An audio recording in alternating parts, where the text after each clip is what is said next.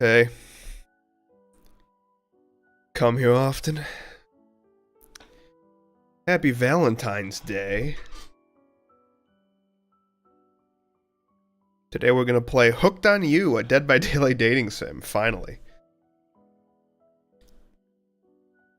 This game came out... when did it come out? August 3rd of last year.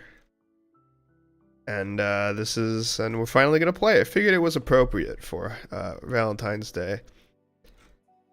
So we're gonna... yeah. We're gonna date some DBD killers. Let's go.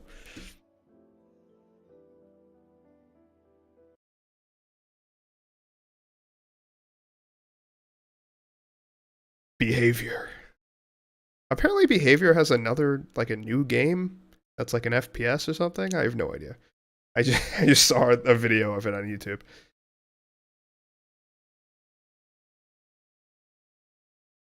Epilepsy warning for this game, apparently.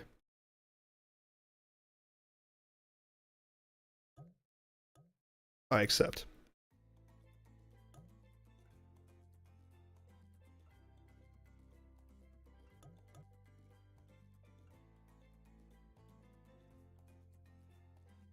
Is this going to give me epilepsy? Are you sensitive to epilepsy? Then maybe. I don't know.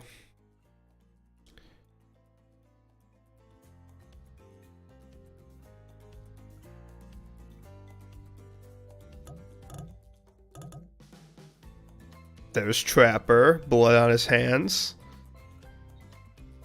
Hey, Spirit. How's it going? Oh, it's you. Wraith. The fuck is this? Okay. Damn, that's... whew, okay. Let's hop right into it, shall we? What shall we call you? Call me Jake. Since that is my name and everything, it's probably appropriate to call me that.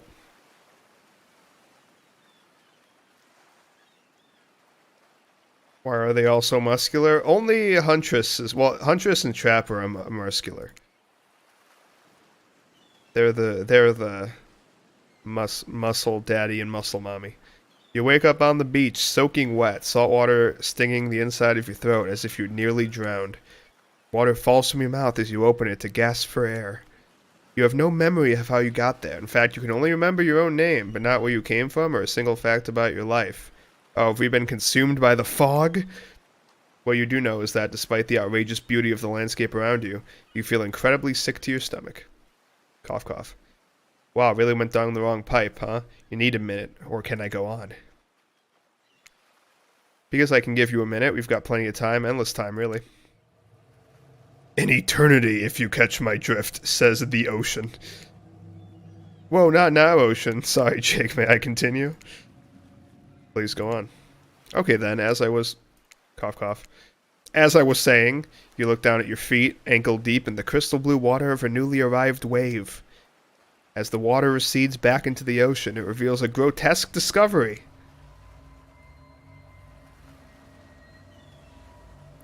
A decomposing face stares up at you from beneath the sand. All you can do is vomit. A stream of dark bile, bugs, worms, and other ick. Questions race through your mind. Where are you? How did you get here? Who is behind this incredibly charming and well-spoken voice in your head? However, answers don't come easy. Your mind is completely blank. What will you do? Dig up the face? Nah. I'll run. You turn away from this wretched sight and begin to run, but the beach, it's endless. Despite how far you run, you get nowhere. Exhausted, you stop and look behind you. Your footsteps erased by soft blue waves. You turn inland. Considering your lack of options, you've got no choice but to walk into the brush. However, the beauty of the beach is not shared by the darkness of the palmy woods before you. There's nothing inviting about the shadowy forest. Terror freezes you in your steps. Hey, Ultimate Portal Master, what's up? Having a good Valentine's Day? The new Hooked on You collection with Hunches and Spirits. I saw it. What a coinky dink. I mean, it's Valentine's Day. So, not that much of a coincidence, but... Why are you trying to run away? This is paradise. Why can the ocean talk to me? You're here to enjoy yourself, don't you know? Have a little bit of fun. Take charge of your own experience. Well, that was sure weird, that voice again. Do oceans normally talk? Your memory isn't right. But you're pretty sure you remember learning as a child that oceans do not speak directly to people in spooky terms. That's true. Your mind doesn't have a chance to linger any longer on your current situation as you feel something soft bump into your foot. Ah, this game's only on PC? Yeah, it makes sense. I was wondering about that. So you can get the cosmetic? Wait, do you need to play it to get the cosmetic? There's a cosmetic for playing it? Oh, is it the Survivor outfits? The Claudette and Dwight outfits? The ocean is sentient now? This game already makes some sense. Yeah. Yeah.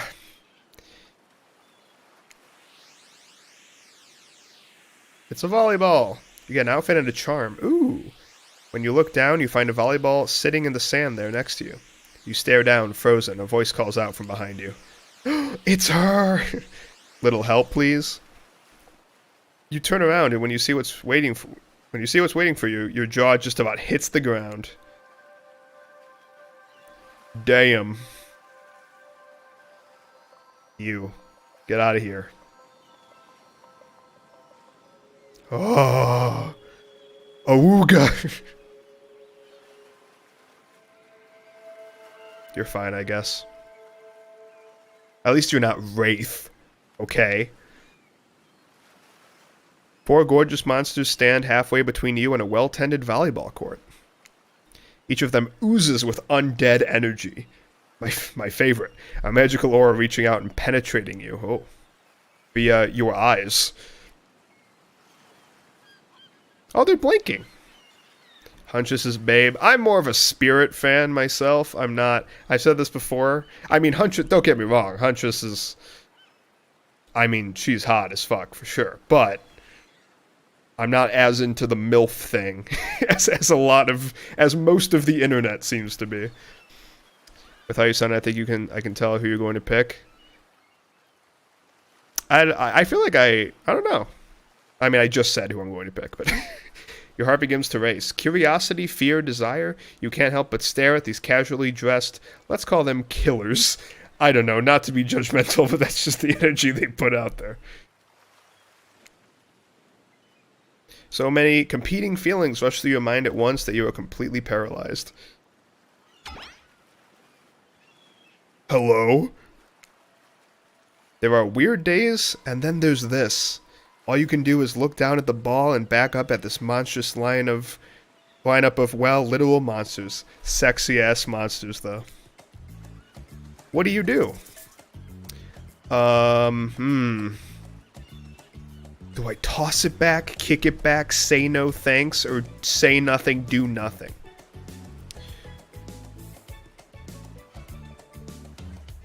This is tough. First decision. First big decision. This could mean everything for us. Let's be a good sport. Let's toss it back. You bend down and grab the ball. It's warm from sitting in the sand on this beautiful day. Now for the next time we should get hooked on you, Trapper and Ralph. Who's Ralph? Oh, the Wraith? I don't care. No.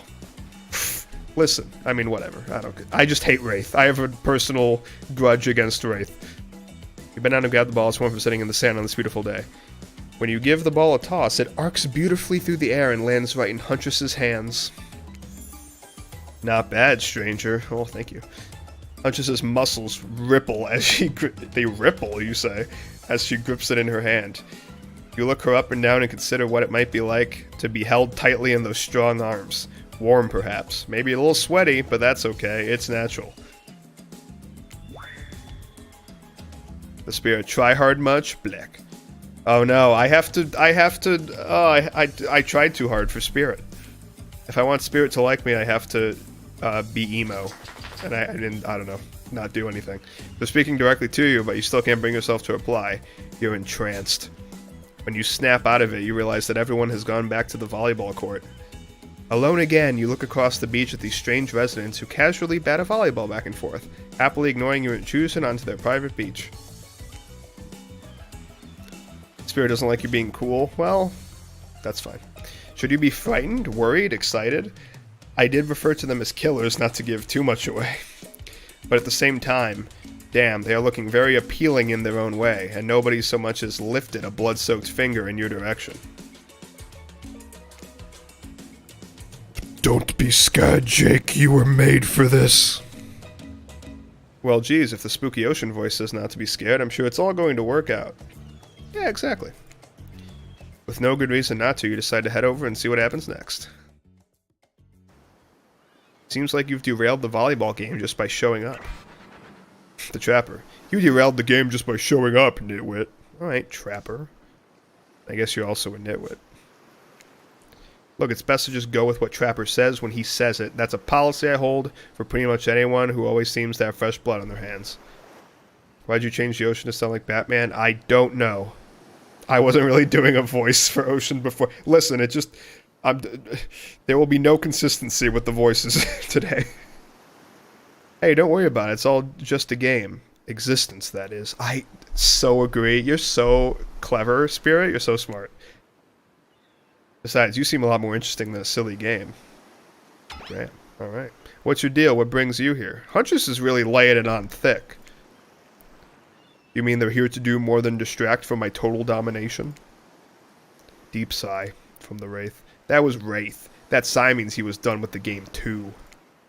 Either that or he saw a butterfly or something. Look, I don't care why this slack-jawed moron is here. I just want to know, can I kill them or not? I'd prefer if you didn't. You know you can't. At least not yet. Okay. Oh yeah, not yet. Hey, if I'm going to get murdered, I want Spirit to do it. If that's going to happen anyway, do I get to pick at least? Hey, Jake, you might want to, you know, say something.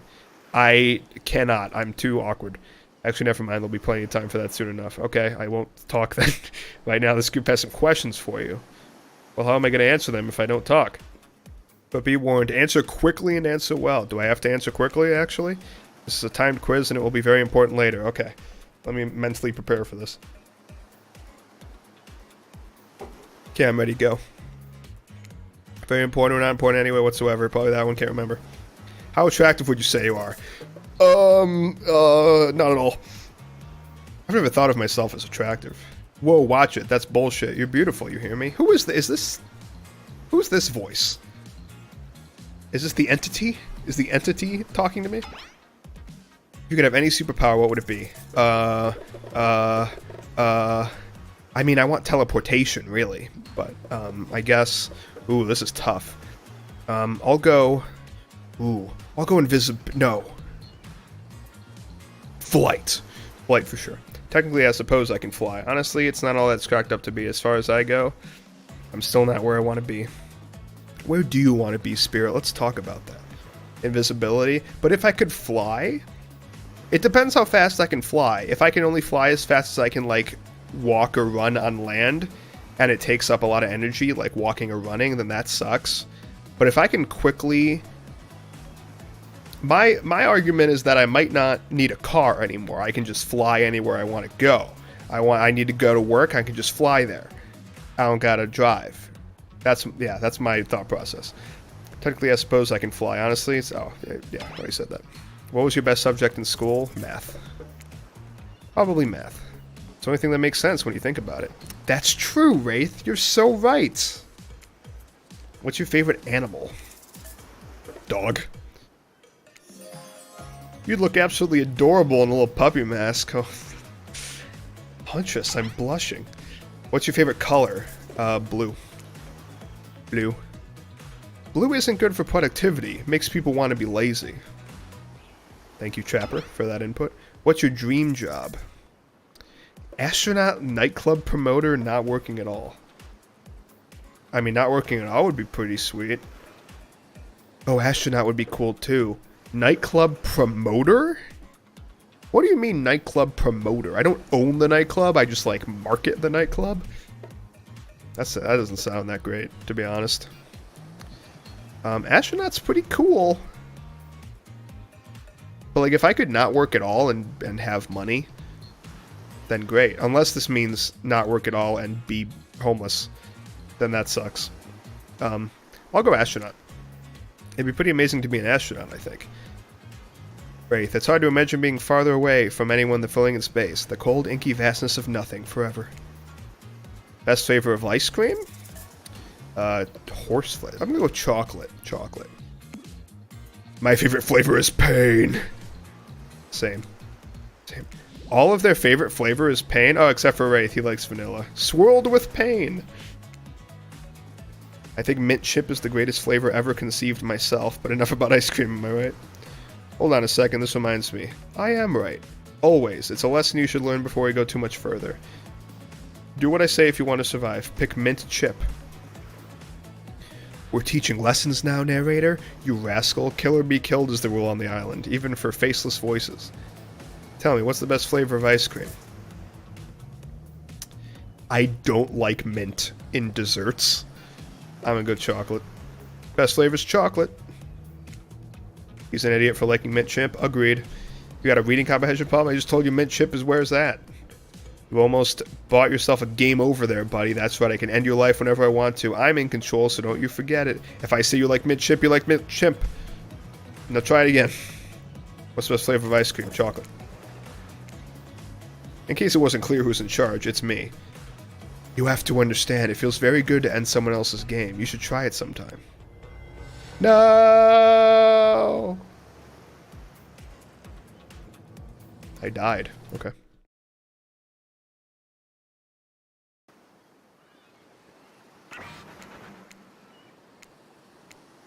Okay. This really sends you back, huh? I feel like it should, maybe... They should have more frequent checkpoints, but that's fine.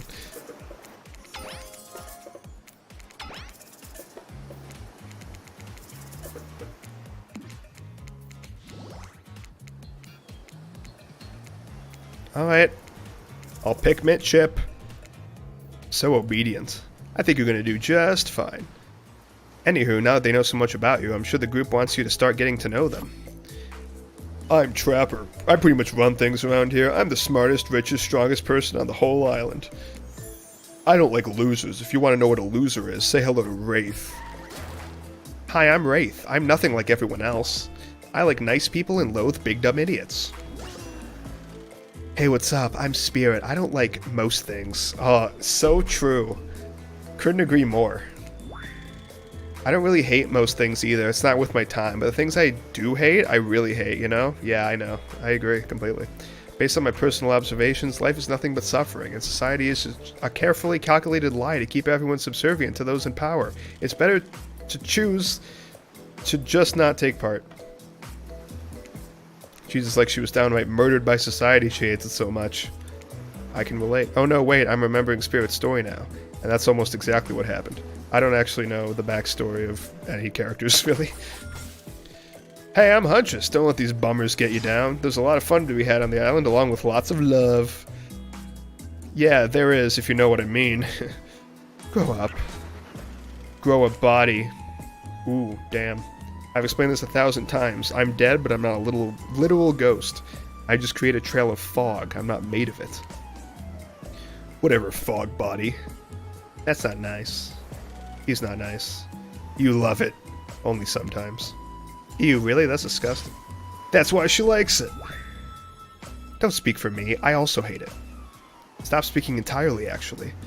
Man, these do not seem to get along. For the first time ever, I agree with Wraith. Let's move on. Otherwise, they'll do this all day. Besides, if I know this crew, and I do, they'll want to show off soon enough. If we're done playing, let's do something else instead. Wow, for once I actually agree with the meathead. I say we go to my yacht. It's the massive boat docked nearby. Okay, Siri just activated. No, shut up, Siri. I'll give everyone a taste of luxury and power. Wraith rolls his eyes. Don't mind him, he just hates fun and happiness. No, I hate the endless, desperate, soul-crushing pursuit of wealth, the way it's flaunted needlessly, and the cruelty it engenders. What about hanging out by the pool? I find the water calming, simple, beautiful.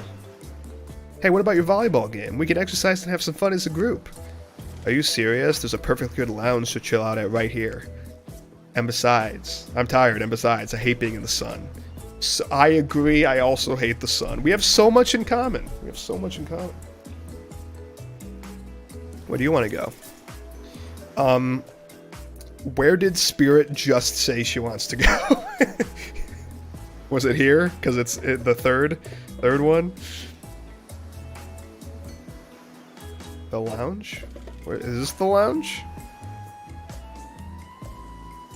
You said the lounge. I mean, this looks like a lounge. Sure, that's the lounge. Yes, it'd be great to relax for a second at the lounge.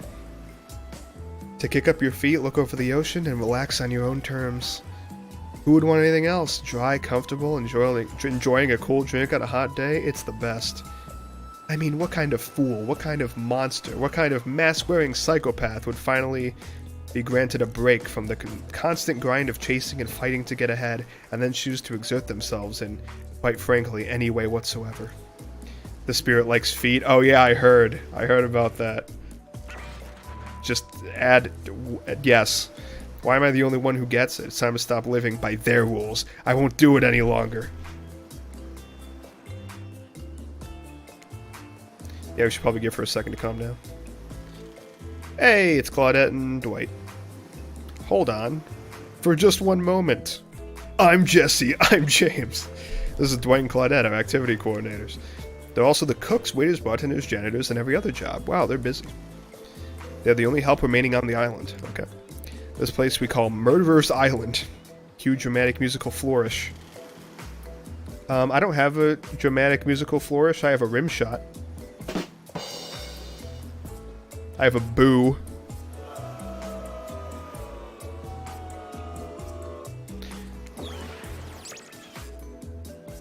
None of the others survived.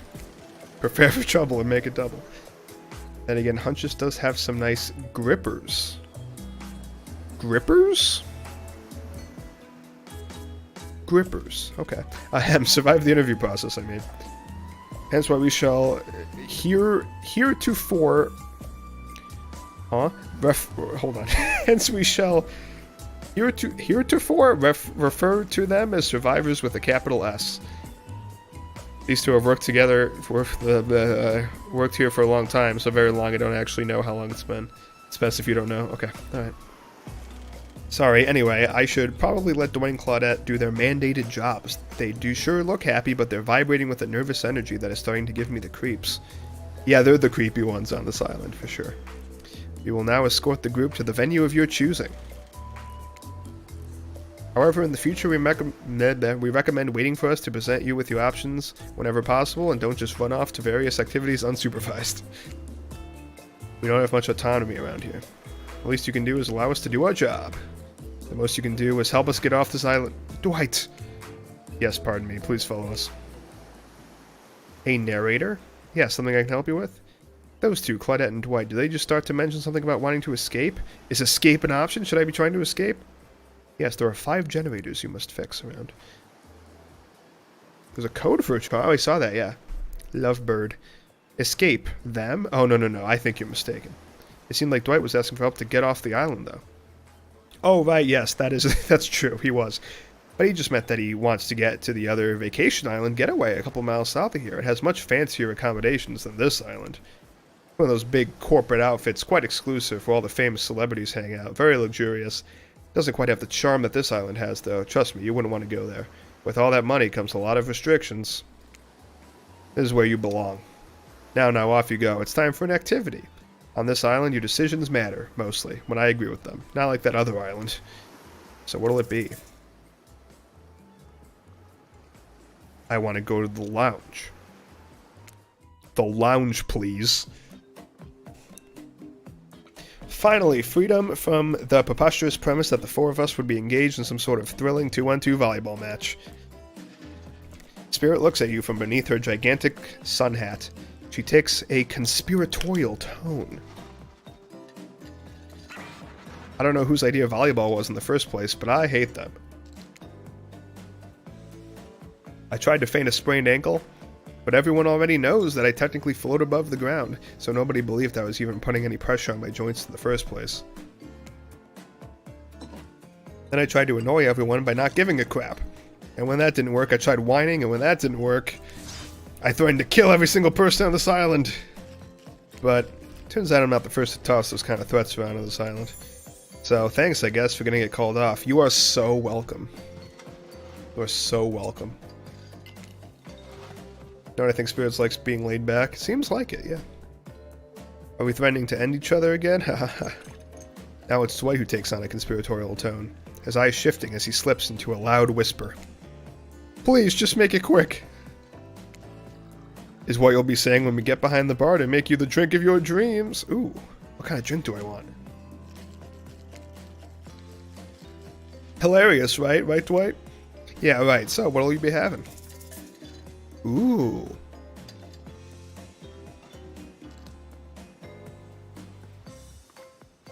I don't think I've had the bottom two.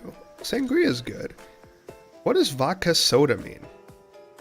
Is it like vodka mixed with sparkling water or something? That sounds good too. I'll try a vodka soda, thank you. Thank you very much. Coming right up. Really takes me back home. You know, vodka is a very special drink to me. Warms the blood on a cold night in the woods. On occasion, I would, how do you say, bump into the occasional soldier while hiking across the motherland. She's from Russia? They always had a nip of vodka tucked away in a special little silver package in a special little hidden pocket. But no one hides from me. A bit basic to be drinking vodka on a tropical island now, and you're mixing it with soda, really? Yeah, no, I didn't. I just ordered it as a joke. I didn't really want that. I wanted, what are you having? Just curious. Being passionate about being passionless so last year. It's also my thing, and you're making it look bad. That's 2 strikes. Since we fulfilled your request, it's time for you to return the favor. I should have known there was a catch. Icebreaker time. I swear, had I known they'd pull this kind of faux enthusiastic community building crap, I'd have suggested we attempt to walk to the lowest point of the ocean before I ever set foot near this bar.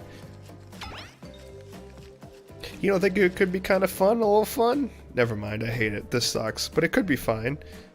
Whatever you say, has anyone seen my hat? I've literally never seen him in a hat. If we must make small talk, I'm at least picking a topic before we end up being forced to do some lame improv game that nerds learn at their non-sports after-school activities that I definitely never did because I'm no nerd. Yeah, nerds, right? I'm definitely not a nerd. Methinks a certain someone doth protest too much. Sitting here on this beautiful sunny afternoon, warm sand beneath the cool fog beneath my severed feet. The topic I choose is books. Novels, comics, fiction, or non, reading is the only real escape from the inescapable horror of life. The escape into your own mind. Ooh, I don't really read. I don't really read though. I might have. Okay. I'm gonna have to pretend that I read. We'll see how this goes. A groan rolls through the crowd. Not a lot of readers here, I'd imagine, based on that response. They're much more enthusiastic about drinking. Well, I read more than I drink. Is that true? Yeah, probably. Considering the situation we're in, it seems an appropriate time to ask you. Jake, what's your desert island book? The one book you'd bring with you if you were, well, on an island like this. Oh, and it has to be classic horror for reasons that should be obvious. Okay. This girl feels like a combination of Yuri from DDLC and an escaped mental hospital patient. So like Yuri from DDLC. Got it. She means because this is an island of horror villains, and also those books are all in the public domain. Nothing too modern. Humanity has really gotten soft these past 100 years. What's your favorite? The only one I've read is Frankenstein. It was fine. I'll pick Frankenstein. But what would she pick? Which one does she like the most? I'm just gonna hope that she also likes Frankenstein. I didn't actually read it, but I've seen like 3 movie versions of Frankenstein. They've all been pretty good. You know, you can lie to make yourself look smarter. They're killers, not mind readers. Well, I will if you give me the chance. Oh, that's a good one. Seeking knowledge but finding only death? Yeah, I've been there. I can't say my experiments have been as successful, but, well, fingers crossed. And fire? Don't even get me started. Experiments? Crap. Not again, I swear every excuse you give him. It's this talk about... Cough, shut up, cough. Do you just tell me to shut up? Sorry. Take it from me. This one likes to think he's the scientist, but he's actually the monster. Can't I be a little bit of both? Like I said, I haven't actually read it, but that sounds smart enough that I'd be willing to believe it's the true meaning of the story. Enough about these old stories that belong to someone else. I think it's time to make up some new stories of our own. Before you know what's going on, Hunches is waving an empty vodka bottle in the air. A devilish twinkle in her half-mask covered eye. Might I suggest something a little naughty? Let's all get in a circle and spin this bad boy. Oh shit. Hey, it's the Trickster! Great idea! Trickster, isn't it a bit late to introduce a new character? I thought I was the one who gets to make the rules, so I'm not sure who I'm asking. But I wasn't ready for this. Well, hello, and who is this new fan in the waiting? Beat it, hack. I don't know, what's the harm in inviting one more person to join the circle for our game? Well, if you add another person, then there's statistically less of a chance that we get to kiss Spirit, so... I would say the less players the better, personally, but fine, we'll continue. Oh, okay, I can't stay. I was just saying it's a great idea, while also teasing the secret Trickster ending, I've got much better things to do than hang out there. I'm famous! Toodaloo. The rules are simple. First you spin, then you swap. Spit, that is. Okay, yep, got it. But let's be clear, this ain't a peep show. We're here to have a good time, but in a classy way. All makeouts will happen out of view of the public eye, real romantic-like. Yes, romance is the goal, so we'll all be waiting here in complete silence trying to listen in and use our imaginations while you make out on the other side of the bar, but not watching. Like adults, romantic, well-adjusted adults. Jake, you're up. Ooh, I'm so excited. You grip the bottle in your hand and put your fate in the hands of the empty bottle gods. Minigames consist of 2 parts. On top, a pointer which rotates a clockwise direction. And on the bottom, a target you're going to be pointing at. This here upcoming minigame is a special minigame, perfect for the less coordinated because there's no winning or losing. Well, not technically. Wherever the pointer stops, that's your result. I suppose if it doesn't stop where you want it to be, that's a bit like losing, but no one has to know if you don't tell them. Wait, so will it stop right when I press it, or does it have momentum? No, I'm ready. Let's go. Spin the bottle and see who you're gonna smooch. Okay. Okay. Okay, this is really fast. Fuck!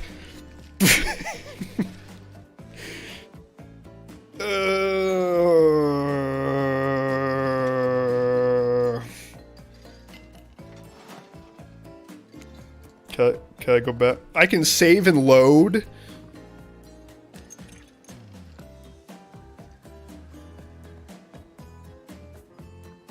What even is this timestamp? No, that was too long ago. Alright. You know, we'll just roll with it. We'll just roll with it. Well, we're gonna live with the consequences of our actions.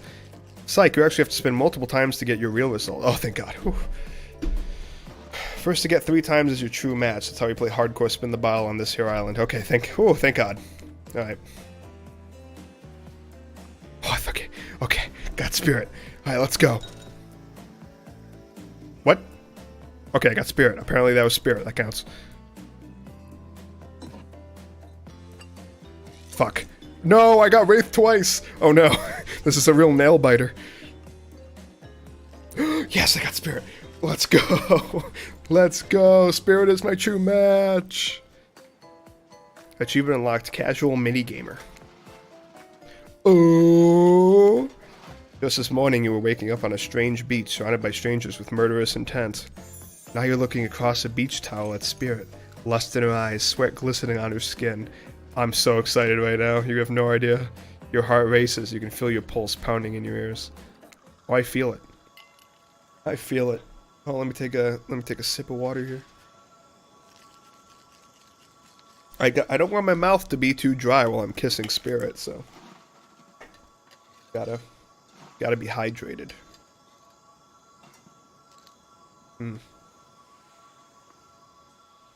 Maybe I should put on some chapstick too. Okay, here we go. Spirit takes you by the hand and you sit face to face at a private section of the bar. She begins to reach for you, putting her hands on your shoulders. You're sweating, but not in the sexy way she is. You're sweating in the gross way you'd sweat at the interview for a job you're not even remotely qualified for. You don't know what to do. If you try and lock lips in this state, you might gross her out so completely that she'll never be able to look at you romantically again. Well, she is a monster, so she might not be that grossed out by it. I'm thinking. Spirit, I, you, we. Uh-oh. I have some bad news for you. I have something in my teeth, don't I? I think it might be seaweed. I have no idea how long I was in that ocean. No, well, maybe, but that's not what I was going to say. It's not happening. Not now, maybe not ever. No! No! Say it ain't so. Spirits, why? If they think I'm gonna make out with some stranger just because a bottle told me to, they've got another thing coming, and so do you, namely a katana in your heart if you even try to make a move under such absurd circumstances. I wasn't gonna... Yeah, I know, you seem pretty harmless. And not all that bad to kiss, if I were interested, which I'm not at this moment in time. So you're saying there's a chance. Are we going to tell them we kissed? We are. I'm not above lying to get what I want. Well, what do you want? What do you mean? So that thing about me not being that bad to kiss, was that a lie to get me to play along? If you want to know the truth, figure it out for yourself. I don't expect this life to just hand you gifts like me. All I was ever handed was pain and suffering. That's so awful. Tell me more about that. Treat me well and I'll return the favor. Okay, alright. Otherwise, try a different route and see what happens. I hate to break up such a passionate moment. That we only assume was passionate because we'd never spy on you constantly while you stay on this island. But dinner is being served right away and we must insist that you join us. We wouldn't want anyone dying of starvation. And there are so many more interesting things to die from. So close, I was so close. Seems like the next activity is mealtime. How quaint. You were expecting, what, capture the flag? Do you know how complicated it is to run a game like that? Much more so than sitting and talking. You arrive at the cookout area to find an assortment of picnic tables scattered around. What were you expecting, some kind of grand hall with a huge banquet table? This ain't some prestigious fantasy epic like you'd find on cable. Dwight and Claudette usher you to your seat, but there's very limited seating directly around you. And oh great, terrific, it seems that everyone wants to sit next to you. Wow, I'm so popular. Even better is that they don't want to sit next to certain other people either. To start, no one wants to sit next to Trapper. Meanwhile, he refuses to sit next to Wraith or Trickster. Oh yeah, Trickster is here. Surprised? Yeah, well, they don't call him Expected Stir. I'm sorry, even I get nervous around crowds of killers and my whole shtick gets a little flustered. Hey there, you're looking good, Jake. Real good. Well, why, thank you. And we literally can't let Huntress and Trapper sit together. No, seriously, their arms are too big. They can't fit at the table if they sit side by side. Look at this. We can't even fit everyone on screen at the same time. You probably think it was an error, but it's not. It was completely intentional. Let that be a lesson to you. Every error you think you see is a choice. Got that? Oh, totally. Yeah. Okay, Dwight and Claudette are directing traffic. You sit on one side, the rest of them will sit opposite to you. Huntress and Trapper can sit at the ends with their enormous, sexy arms. Now that everyone is seated, we can begin dinner. Wait, where did I sit? Okay, it doesn't matter. Tonight's meal was prepared slowly and carefully with both love and hate for 12 hours over a spit. We hope you all enjoy it. We really, really hope you do. Hey, you didn't actually tell us what you're serving. What are we eating? It's meat. Ooh, delicious. Seasoned with a specific number of special herbs and spices that we simply can't divulge. My favorite. Meat is good. Meat is murder. Oh, he's a vegan? Or a vegetarian? Wow. Which you'd know considering what you've been up to. Who are you to get judgy now? I'm just sharing facts, and you need to murder someone and eat its meat, so that's like technically true. Technically true is the best kind of true. Okay, enough yapping, let's eat. Hey Jake, you thinking what I'm thinking? It's gonna be a person on that spit, right? Or several parts of overlapping people, perhaps. I haven't seen many pigs wearing palm tree button-down prints, you know? When you look closely at the spit, you spot what definitely appears to be scraps of fabric sandwiched between some layers of meat. I like my meat fabricless, personally. That could be... You could take that a different way. I think I might be sick. Is there anything else to eat? This took 12 hours, and we do literally everything on this island. Actually, there's one thing you're not doing today. You're not coughing up this delectable meat.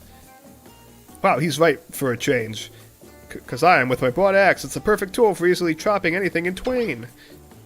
First, who says twain? Sometimes I swear it's like we're all from completely different historical eras.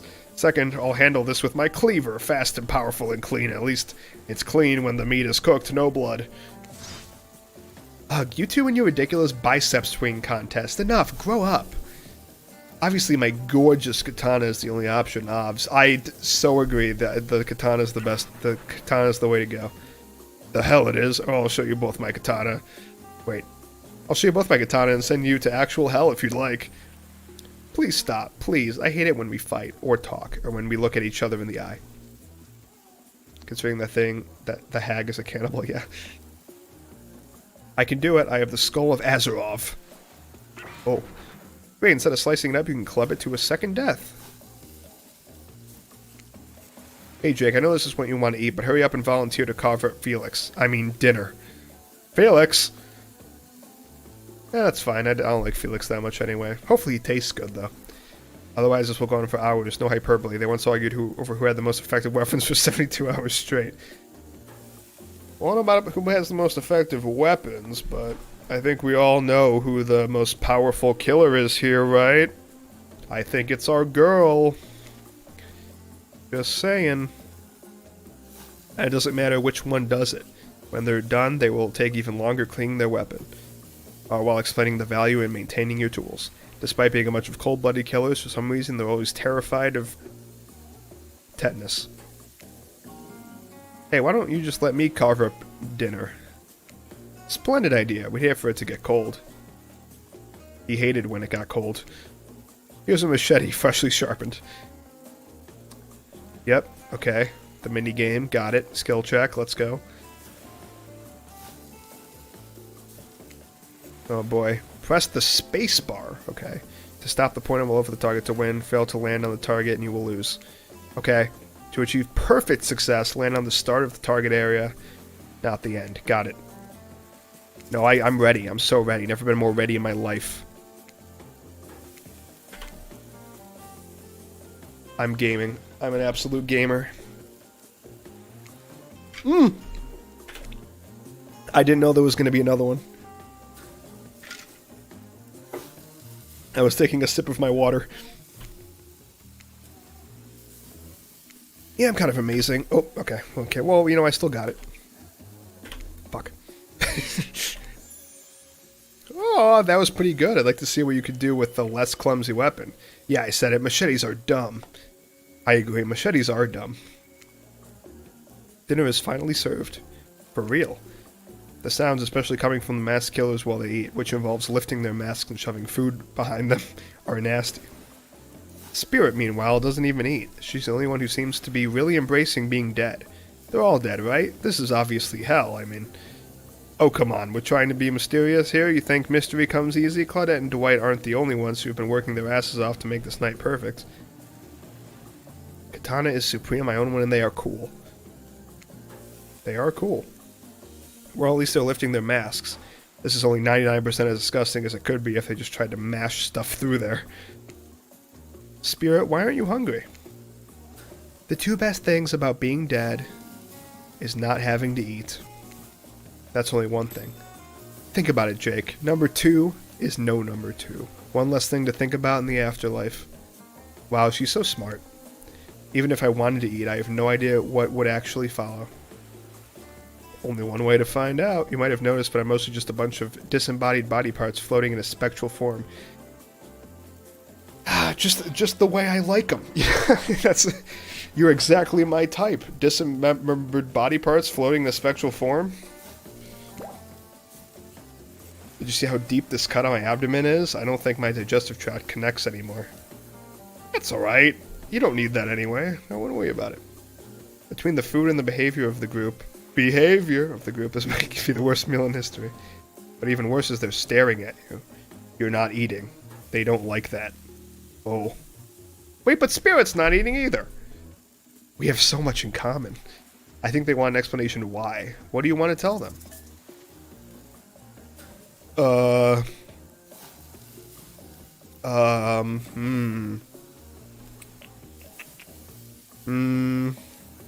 That's tough. That's a tough one. That's a toughie. What would Spirit want me to say? I mean, she's not eating it either, so she probably doesn't care.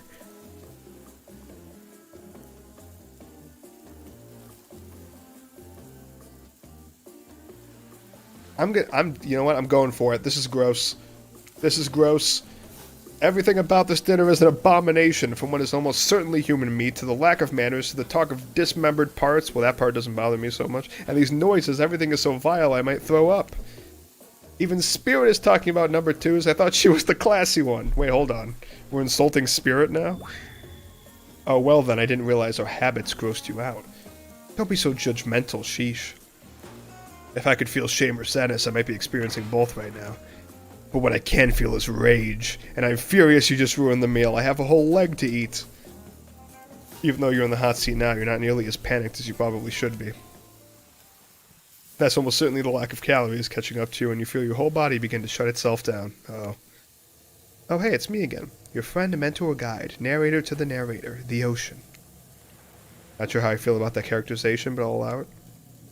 I brought you here, and I might be the only one who can help you now. There's only one thing you must do to survive. You have to figure out why you're really here. To fuck Spirit. No one can tell you, not unless you follow the right path. Or at least a right path. There's too many of those to count. Hopefully you'll pick at least one of them. Okay. Because there are even more wrong paths. Many of them lead to your demise. Others lead to something even worse. Starting scenes over and having to fast forward back to where you were, am I right? Yeah, that sucks. I had to do that earlier. That was... yeah. For this place holds many secrets, even from itself. But the one that truly matters can only be learned if you answer the most important question. Why are you here? Why are you here? Answer that and you'll learn the truth. The ultimate truth. Vague, mysterious. I gotta give it up to this ocean character. That's some quality early game storytelling. You wake up to find Spirit holding your limp body. Gingerly pouring cold water into your mouth. Okay, I'll go with it. I mean, I'm willing to try anything at least once. If this is what she's into, then fine. Don't you just love the ocean at night? I do.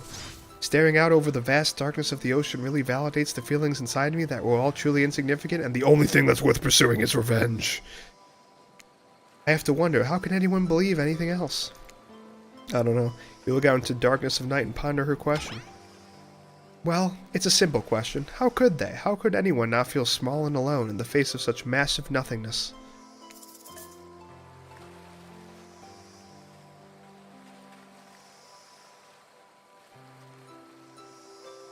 You found someone special.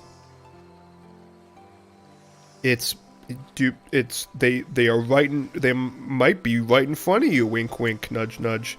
I used to feel that way, small, unimportant, alone. But lately I'm not so sure. I've started to feel different. I've started to actually think that maybe this island is where I might meet someone special. You look at Spirit, who has turned from the ocean to look at you while you speak on this topic. She's clearly so passionate about it. A friend? Perhaps something more? I don't know what this island has planned for me. Huh, a friend? Friends are just cowards who seek comfort in numbers. I had friends once, back before I was chopped into a bunch of pieces by my father. Oh. That must be... She has daddy issues, okay. Friends aren't what's keeping me held together. I'm floating in a cloud of rage.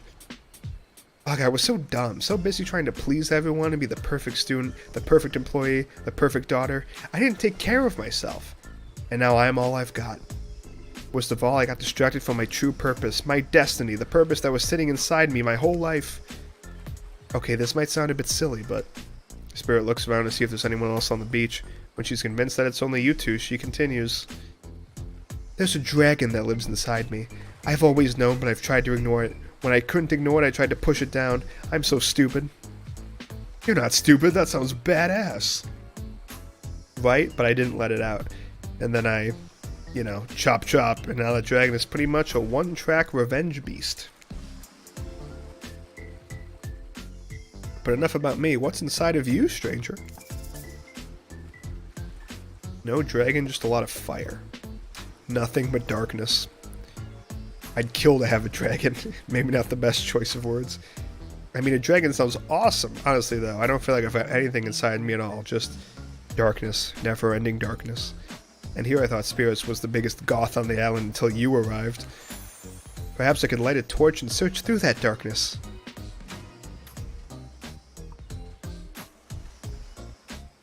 Just as things are really heating up, you hear a flurry of footsteps behind you and you quickly spin around, ready to fend off whatever new danger has popped up on this strange island. What are you guys doing here? You're ruining the moment! God damn it. Only to find that it's Dwight and Claudette sprinting across the beach, clipboards in hand, which they're waving in the air above their heads. It's very important that we stick to the itinerary and attend each event as scheduled. Playing sick for cute flirt points was not a part of this evening's activities. That's strictly slotted in after campfire story time. At this late, we'll be late. Why do I hate this too? Because they just cock-blocked us, that's why. Playing sick? No, no time for excuses. Well, there is, but that's scheduled after what comes after the flirting. What time is the flirting? When's the flirting happen? Once everyone is gathered at the fire pit, Dwight and Claudette quickly make an announcement. We're not going to blame anyone in particular, but someone, and we're not going to say who, so don't worry, you, hasn't been sticking to the schedule. That means we're behind on time for evening activities. I will only have time for one person to share their special spooky nighttime story. After campfire stories? Okay, good, it's soon. Just one story, but story time is my favorite activity. This is a narrative-heavy experience. You're telling us that only one person gets to share? How will we decide who? Oh, great, we have to decide as a group? That never goes well. Whoever did this, step up now. I swear I won't be angry. I'll merely chop your head clean off. No fuss, no muss. Voice trembling, you realize this is probably it for you, but you embrace your fate. Sorry, everyone, I think they're talking about me. To be honest, I still don't understand how this whole schedule thing works. I guess I lost track of time while I was passed out. Been there before. Even though it's taken some pressure off of me, which is an absolute dream come true, is it really fair to pick on the newbie? Seriously, has anything ever happened on schedule even once? Damn it, Donald, if you try to flex that authority gimmick one more time, so help me, I'll snap your head so quick. And then I'll drown you in his blood, Cynthia. Fuss and Muss are back on, you know. You two know how I love to hack, slash, and slice. We all know you love to kill. It's almost all you talk about. Nobody named any names. Who even knows any names? Not us. I renounce my name. Who's Donald? Who's Dwight? Who even knows anymore? Call me nobody. Nobody, but we still gotta get started on story time, so...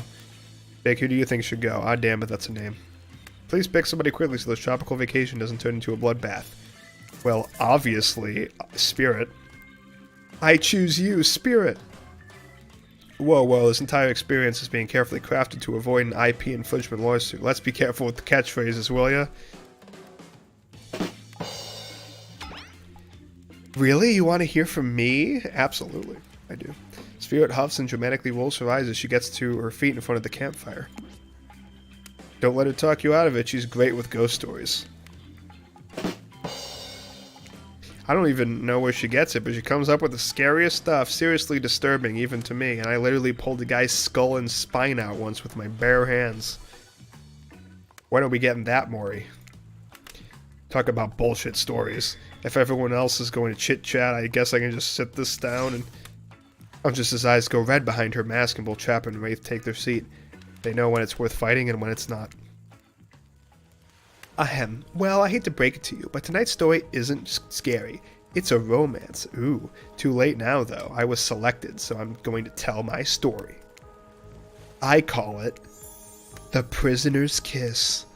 You notice that Huntress and Wraith are both sharing a giant tub of popcorn. Nobody offered you popcorn. Well, now I just feel bad. Thank you. It was a dark summer night. Warm rain seeped from the sky like blood from an old wound. Detective Hada, a celebrated investigator and renowned hostage negotiator, was called to the scene of a strange occurrence unlike anything she had ever seen before. When she arrived, the scene was chaotic. Crowds had begun to gather. A dozen other officers were doing everything they could to keep curious onlookers away, but how could anyone resist wanting to know more? For there, in the middle of a busy market, had appeared a giant box, strange, alien in its appearance, and massive in size. No one knew how it got there. Was it delivered? Built on site? In such a busy area, how could something like this just appear? A mystery. It was as if conjured by magic. But this was no illusion. The huge box was very real, and someone was trapped inside. Spirit pauses her story to look from face to face of each audience member. She has no expression, but you feel her vibrating with energy. She's in her element. "Help me!" cried someone inside the box. It was a man, terrified, trapped, imprisoned, his voice trembling. By now it was if every detective... By now it was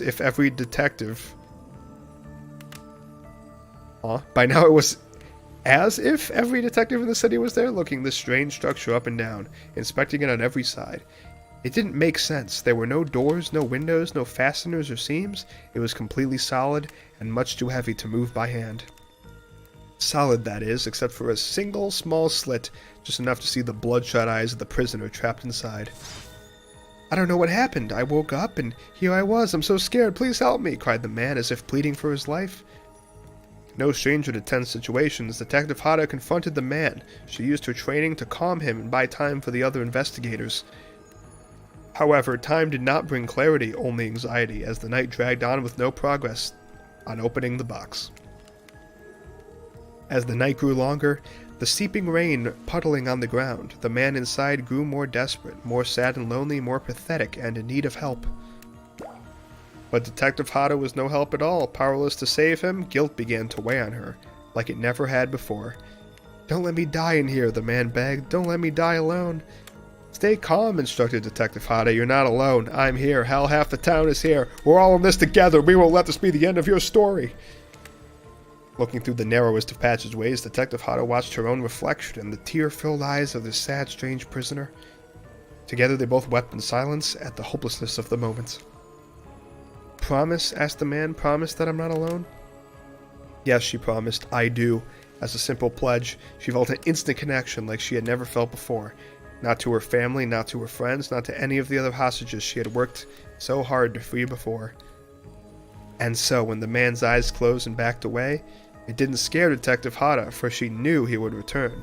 And he did, pressing his lips up to the narrow slit in this horrible puzzle box, repeating his question again, steam flowing from his mouth as he asked, "Promise? Promise that I'm not alone?" Yes, she promised. "I do," and pressing her palms against the cold outside of the box, without knowing truly why, Detective Hada leaned forward and placed her own lips up to the opening, letting her breath creep into the strange structure, allowing her warm lips to fall on this man's. It was a gentle kiss, a moment of compassion. She could feel in this brief contact the beating of her heart, pulsing blood through every inch of her body, matched beat for beat in this soft touch.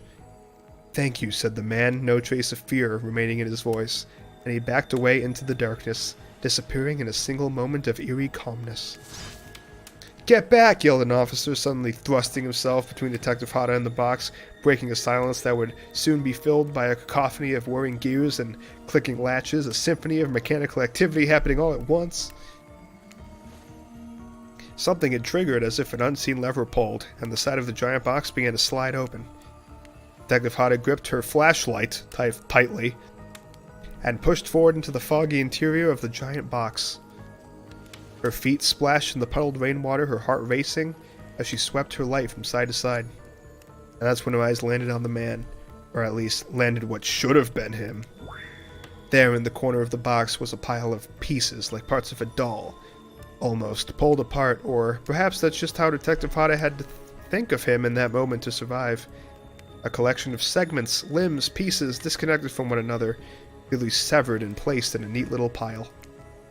And atop that pile, a head, cold, pale, eyes open, lips an icy blue. Spirit stares at the fire, her own expression lifeless, her lips blue, tears fall from her chin and soak into the sand at her feet. You're blown away by the story, and it's safe to say you're not alone. Everyone else is looking into the fire or up at the sky, anywhere but at Spirit. It was you who chose her. You who initiated this harrowing tale. So sad, so creepy, so sensual? She really went into great detail when it came to describing that kiss. Too much detail, and now no one is sure to act. Dwight and Claudette are staring daggers at you. You have to do something. This game was supposed to be a light-hearted romp. Please, I said do something. Ooh, okay, this is a pivotal moment. This is a pivotal... We can't fuck this up. Oh, man. Stand up and try to start one of those slow claps. I don't think so. Cool story? Nah. Do I hug her?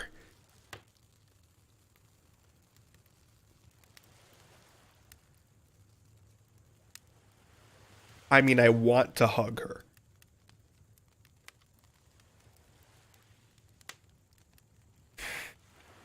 But is it the right time? Is it are we on a hugging basis yet? I don't know.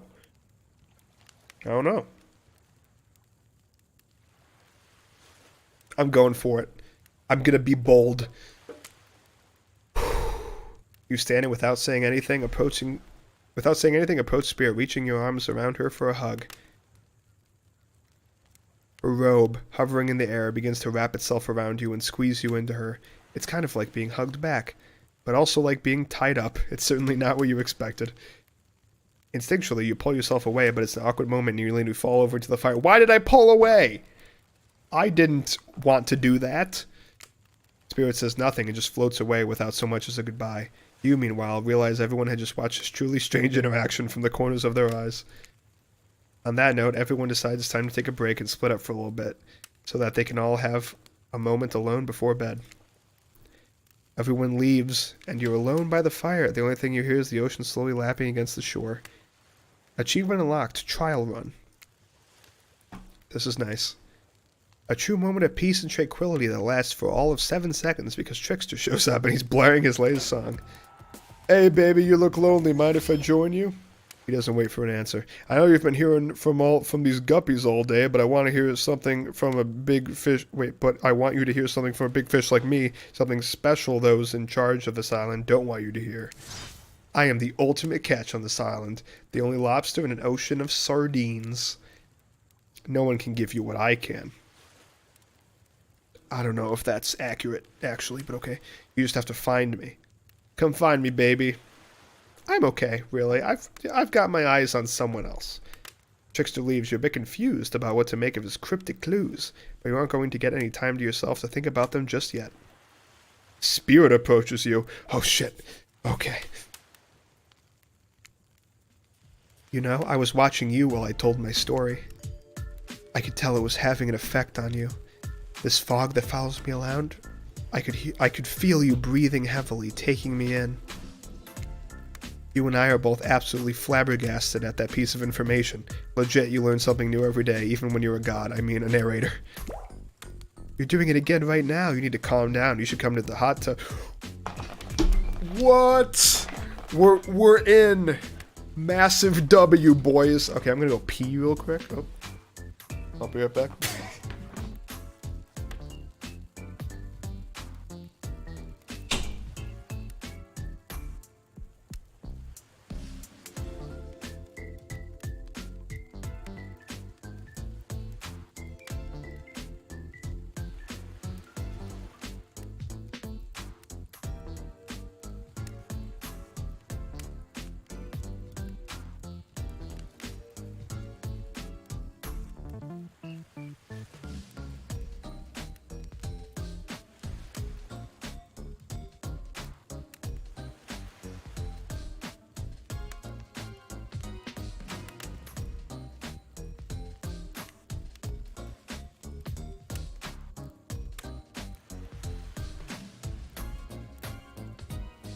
Let's go. Let's go. This is big. This is big. This is big. What?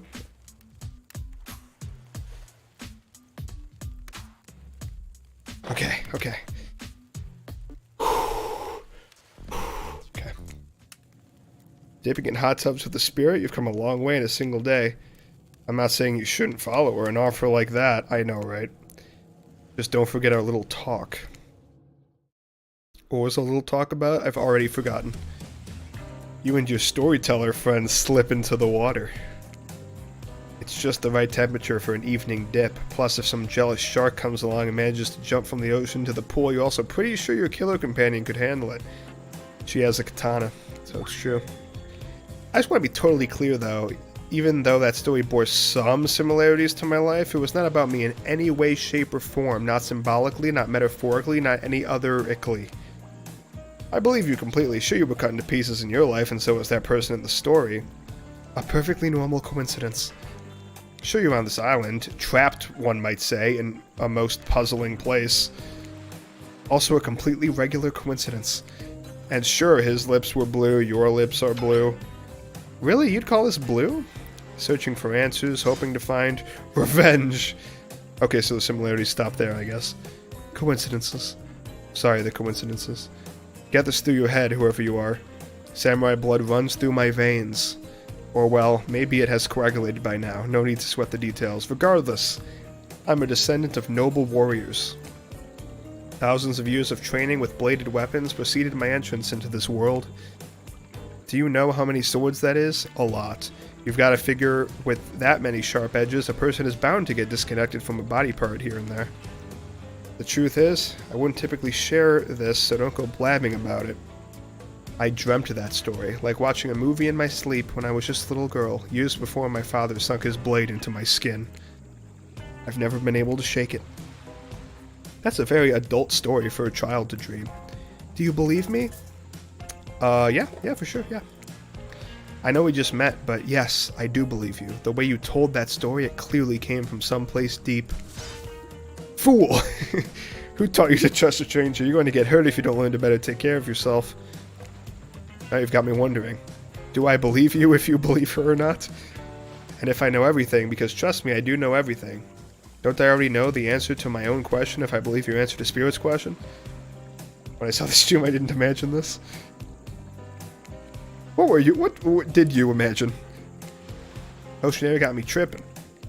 Sorry, I didn't mean to distract us both. What's important is that a certain corpsey cutie floating... What the fuck? Corpsey cutie floating in a cloud of magical mist might still be waiting for you to say the right thing and free her from a puzzle box if you believe that she is... Damn, it got me going again. Unfortunately, you can follow this conundrum to what will surely be a mind-numbing cycle of new questions. You find a certain to someone standing before you with a fresh towel ready to dry you off. No, I don't want to be dry yet. I want to get wet. Sorry, kids, but it's time for bed. Oh, I mean, bed is fine. That's fine.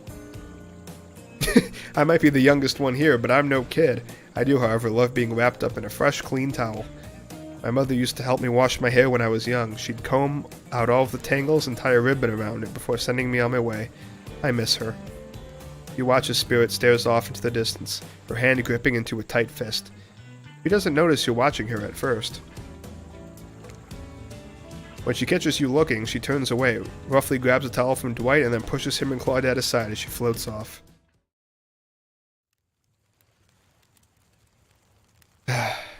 You head over to the campfire. The heat is comforting on this chilly night. Looking into the crackling embers, you think about Spirit's story about the prisoner in the puzzle box. If you manage to escape this place, will you leave with your life, or has it already been taken from you and it's just a matter of time until you make a gruesome discovery? Before you can dwell too much on your fate, Claudette and Dwight arrive. Their now familiar creepy smiles stretching from ear to ear. It's a bit menacing to see a smile like that lit by firelight. Yeah, I think the survivors are the creepy ones. You must apologize for the accommodation. Why is there blood behind you?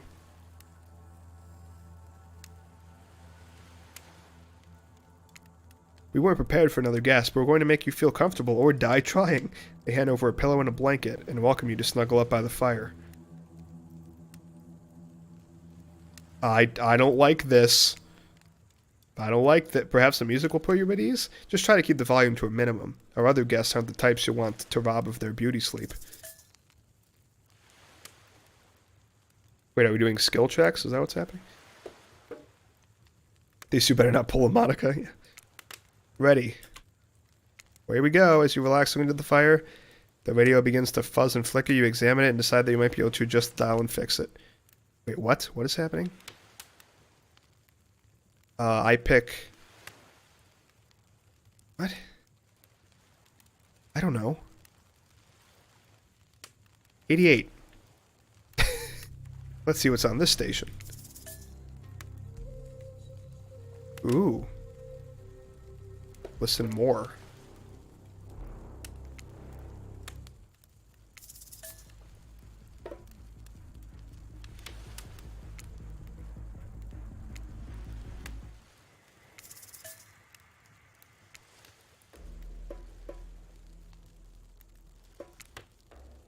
Are these any different?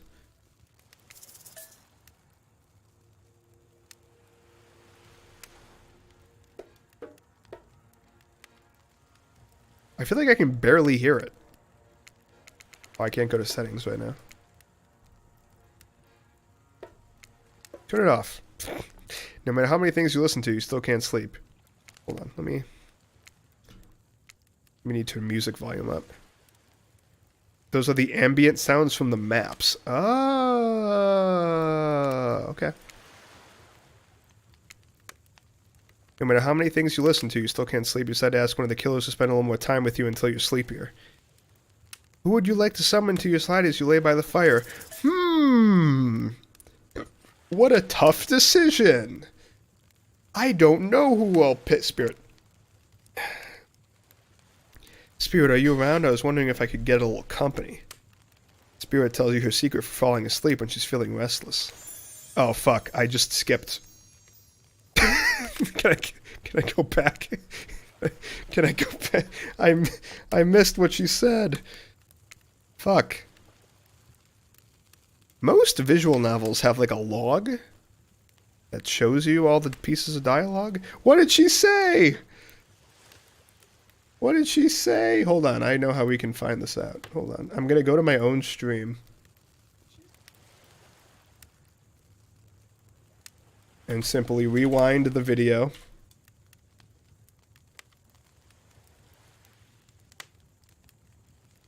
Okay, it says, I like to listen to flute music, dab on some essential oil, and steam my pores. Okay. Really? What, even the dead like to relax. I don't really have any of those things around. Spirit reaches out and presents you with a unique item. It's a small comb carved from bamboo. I guess you could hold on to this. It was a gift from my mother. I will want it back, though, and if you lose it, well, you'll get your revenge on me. If it's the last thing I do. She's so hot when she's angry. You finally start to feel sleepy, except maybe this isn't really a sleepy feeling. Maybe you're paralyzed. You try to keep your eyes open, but you can't. Darkness overtakes you. The dark voice from earlier speaks to you again. It shouldn't still be as spooky by now. You've had a whole day of strange voices in your head, but this one is still undeniably odd. The human body is made up of 60% water. Did you know that? Of course you did. Everyone knows that. Even amnesiac video game protagonists. Well, guess what? Drink as much as you'd like. You'll never get to 100%, you hear me? Don't think I don't see what you're up to. What do you think I'm up to? You awake suddenly... You awake suddenly to see someone looming over you. Is it Spirit? Oh. Trapper is sitting beside you, sketching a portrait. Oh, you're awake. I saw you with the Spirit right before bedtime. You should know they're not what they seem. Not like me, who is obviously completely honest and trustworthy. I was just checking to make sure you weren't sleeping near one of my... Actually, never mind. Just be careful where you sit. But since I'm here, I'd like to share 2 things with you. 1, I do not take rejection well. 2, the first thing is very important to remember. Were you drawing me? Trapper doesn't answer. You aren't drawing stink lines radiating out from me, are you? Still nothing from Trapper. Look, I'm not an easy guy to get along with, but I'm an easy guy to spend time with. That will make sense if you choose to spend time with me tomorrow. I will not. I clearly only want to spend time with Spirit. The rest of this scum live like rats. They wouldn't know a good time if I bit them on the ass. I mean that literally. Point is, if you select me, you're in for a day of luxury, extravagance, and fun. Yes, I said fun.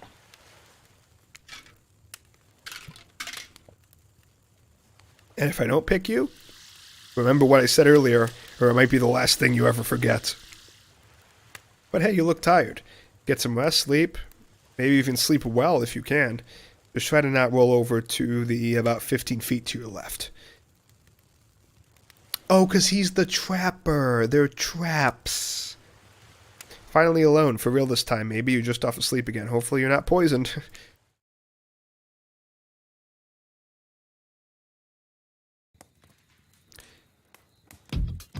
Wait a second. Where are we? This isn't... Oh, geez, it is. It's one of those reality show confessional rooms where all the contestants talk directly to the camera. I think today went really well. These were some of my first interactions with someone who isn't a parent that didn't end in bloodshed or untimely perishing in my Russian cottage. So I'm counting today as a win no matter what happens. What do I think of the newcomer? Do I have to say? Oh, I do? Oh, okay, attractive, mysterious, ooh. I really don't know that many other words since I was raised by my mom in the woods until she was skewered by an elk and I had to wash her entrails off my sarafan. That being said, the other 3 should make sure to be on their guard.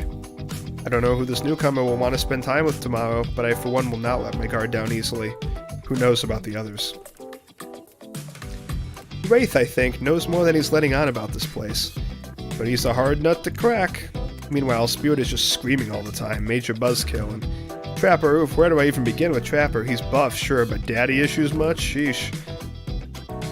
Look, I don't need anyone. I've been perfectly fine on my own since my mother died. I eat a fine diet of raw deer, bear, and human, and I'm fit as a fiddle. You sure are, Huntress. That being said, something about this newcomer makes me think that I might be missing out on some huge part of this thing called life. Look, I'm always full of rage. The key is knowing how to control your rage so you can use it. I am a master of self-control, and right now I'm using all the self-control I can muster because today was a disaster. Let's just say I didn't love it, haha. That was funny. Laugh. I said laugh, damn it. Anyway, I'm planning to kill this idiot. Don't tell them, though. I want to lead them on a little bit more. It will make it that much better for me when they're screaming. Yeah, today was fun. I don't want to get ahead of myself or really invest in something that might hurt me, so I don't know. Maybe we'll just see how it goes. Maybe they'll realize I'm not the one for them. They seem pretty smart, so that's probably what'll happen. I gotta learn to go easy on myself. Who could love me if I can't love myself? Man, he's just like me. Maybe we are made for each other, me and Wraith. But Spirit, though, I mean... I know that everyone thinks of me as a beautiful, cold-blooded monster. I can't help it. Circulation just isn't my thing. I don't choose to be cold. This cute hat and robe? Okay, those are a choice, sure. If someone were to come around and capture my heart... At least that beats being stabbed in it. Besides, if I'm gonna get my bloody revenge on a society that used and throw me away, maybe it wouldn't hurt to have a little help. I will, yes. Me and you, Spirit. Me and you, partners in crime. Taking down the system. Let's go. Achievement unlocked. Still alive. That's true. You open your eyes. The sun is shining. There's not a cloud in the sky. And you feel great. Totally well rested. You're not even suspicious of the fact that you fell asleep by the campfire but woke up several yards down the beach. Yeah, that's fine. Wait, are you on vacation? Was yesterday nothing more than a strange dream? No, not a dream. You are really here for another day. Why, I have no idea. You're obviously a weirdo. Thank you. Speaking of weirdos, I can see the rest of the gang is headed out on the beach. This is definitely not a dream. I wouldn't rule out a nightmare just yet, though. At least they make for a sexy bunch, no? Well, at least one or two of them. And I talk about sexy, here comes Trickster carrying coffee. Morning, beautiful. I thought you might like a nice cup of joe to start this incredible day off right. Oh yeah, that looks great. Yeah. Trickster seems suspiciously cheerful. I'm sure there's nothing nefarious behind his joyful demeanor, though. Everyone knows musicians are morning people. I also want to wish you luck. Today is an important one. My only regret is that I won't be a bigger part of it. Budgeting issues. Also, I am just swamped with engagements, especially on the other island. Trickster winks at you.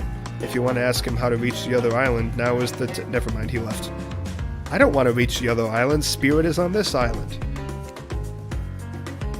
Well, at least he brought me a cup of... No, wait, don't drink that. What the hell was that?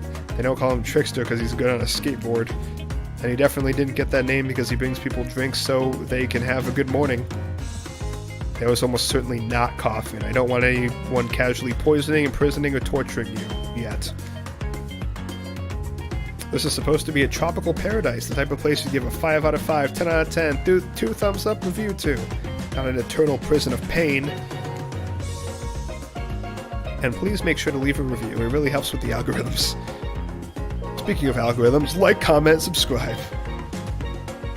Just trust me, I'm looking out for you. So can we please move on? Hey, wait a second, how did a possibly omniscient, possibly unreliable narrator basically just knock that coffee out of your hand? This is not a parliament, and the floor does not recognize the ocean to speak out of turn at this moment. I need no recognition, for I am the ocean. I dominate the land, I submerge those who defy me, and become their watery grave. Actually, speaking of graves, I would like to say something. Something of grave importance. Fine, go ahead.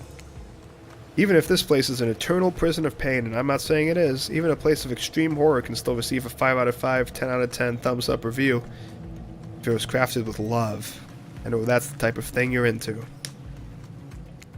You know, the ocean is right. A lot of hard work goes into a place like this. You should really judge it on the artist's intent. And whenever possible, start from the mindset of giving them the benefit of the doubt. Constructing these elaborate simulations, vacations, is not easy to do. Sometimes there are small bugs or inconsistencies, but that's just the nature of the process. Perfection is overrated. The universe is filled with mysteries. We ought to celebrate those who venture to bare their souls as part of a creative process with the ultimate intent of making things for our enjoyment, not be overly critical of them. Are you two trying to sell me on this place actually being good? You don't have to say it like that, especially after I saved you from that poorly made cup of coffee. Sorry, we should have been here 5 minutes ago. They always do this on the second morning. Sad, really. Even if they do make some great points. Oh, sure they make great points, I agree. Can we please move on? They kind of remind me of the Lutece twins from Bioshock Infinite. Yes, of course. Apologies, Jake. The last few minutes aside, have you been enjoying your time here on the island? Yes, I'm not suspicious. There's no option. Yes, I'm not at all suspicious that there's no option here. What an encouraging response. And we're so glad you're not suspicious. Hey, Claudette, maybe Jake isn't suspicious because they figured out what they're actually doing here. 0 chance. They're still clicking, even right now, to see how you'll respond. Hey, look at that. Yeah, they don't know anything. It doesn't matter, though, Jake. We're so happy to hear you're having fun. I didn't say I was having fun. We're all having fun, Jake. Do you hear us? We're all having fun. We do need to ask you one more question, though. We all had to sign away our rights to say anything negative about this place. Would you please sign this non-disparagement agreement?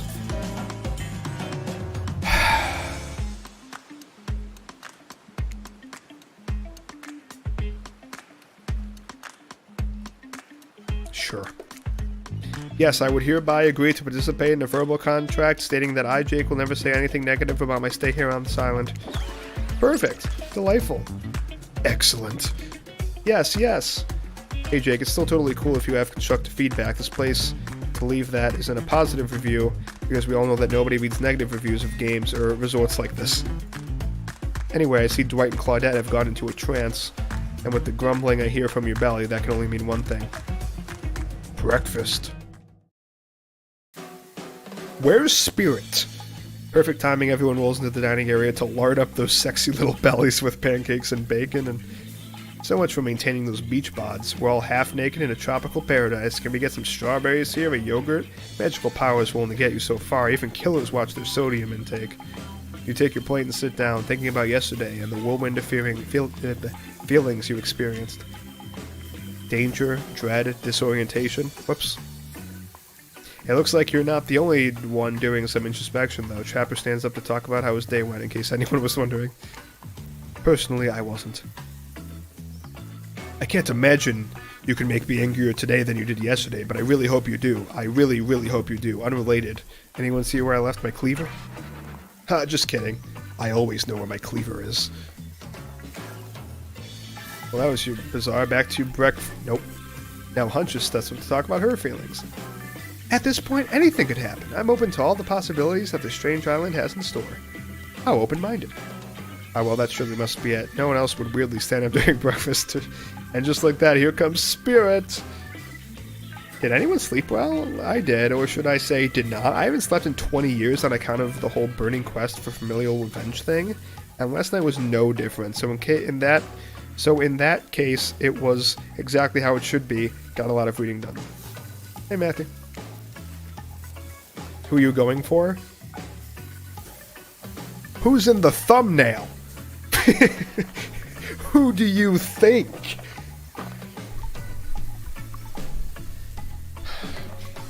Now, if you don't mind, I'm going to go back to quietly resenting being trapped here with you all, while looking cute doing so. You do that. You do that, Spirit. Guessing Wraith has had enough time to work up the courage to speak in front of a group. Ah, perfect. There he is. Take us home, Wraith. Oh, hey, that was fun yesterday, huh? Yeah, I mean, not like too much fun. That would be weird, but like a good amount of fun. And now they're all looking at you expectantly. What are you supposed to stand up and explain how yesterday made you feel? I think I need to process everything by myself. I'll see you all soon. Damn, what a power play. I keep wanting more. You're good at this game, or sexy true-to-life experience. Is this what dating is like? In real life? I didn't know.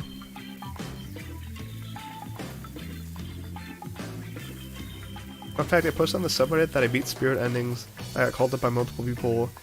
Since everyone thought that Spirit good ending didn't exist, I ended up posting the CGs on the subreddit.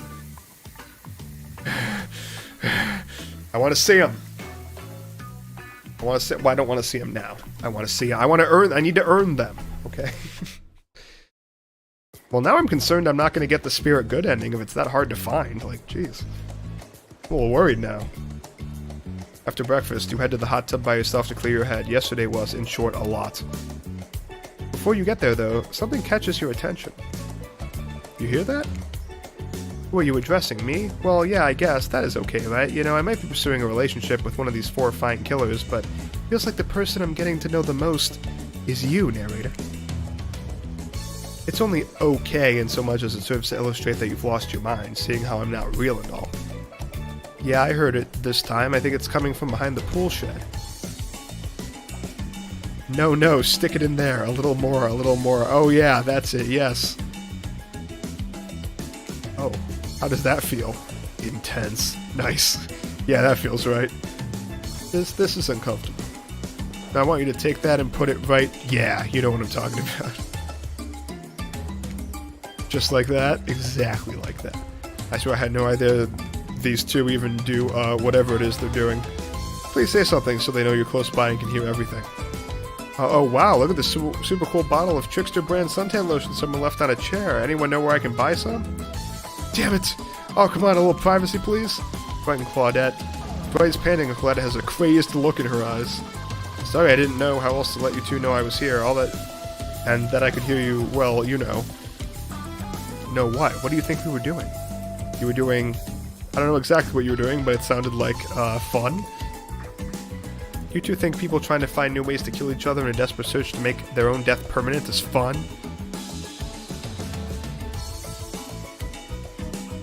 Yeah, it sounds like fun. Yeah. Oops.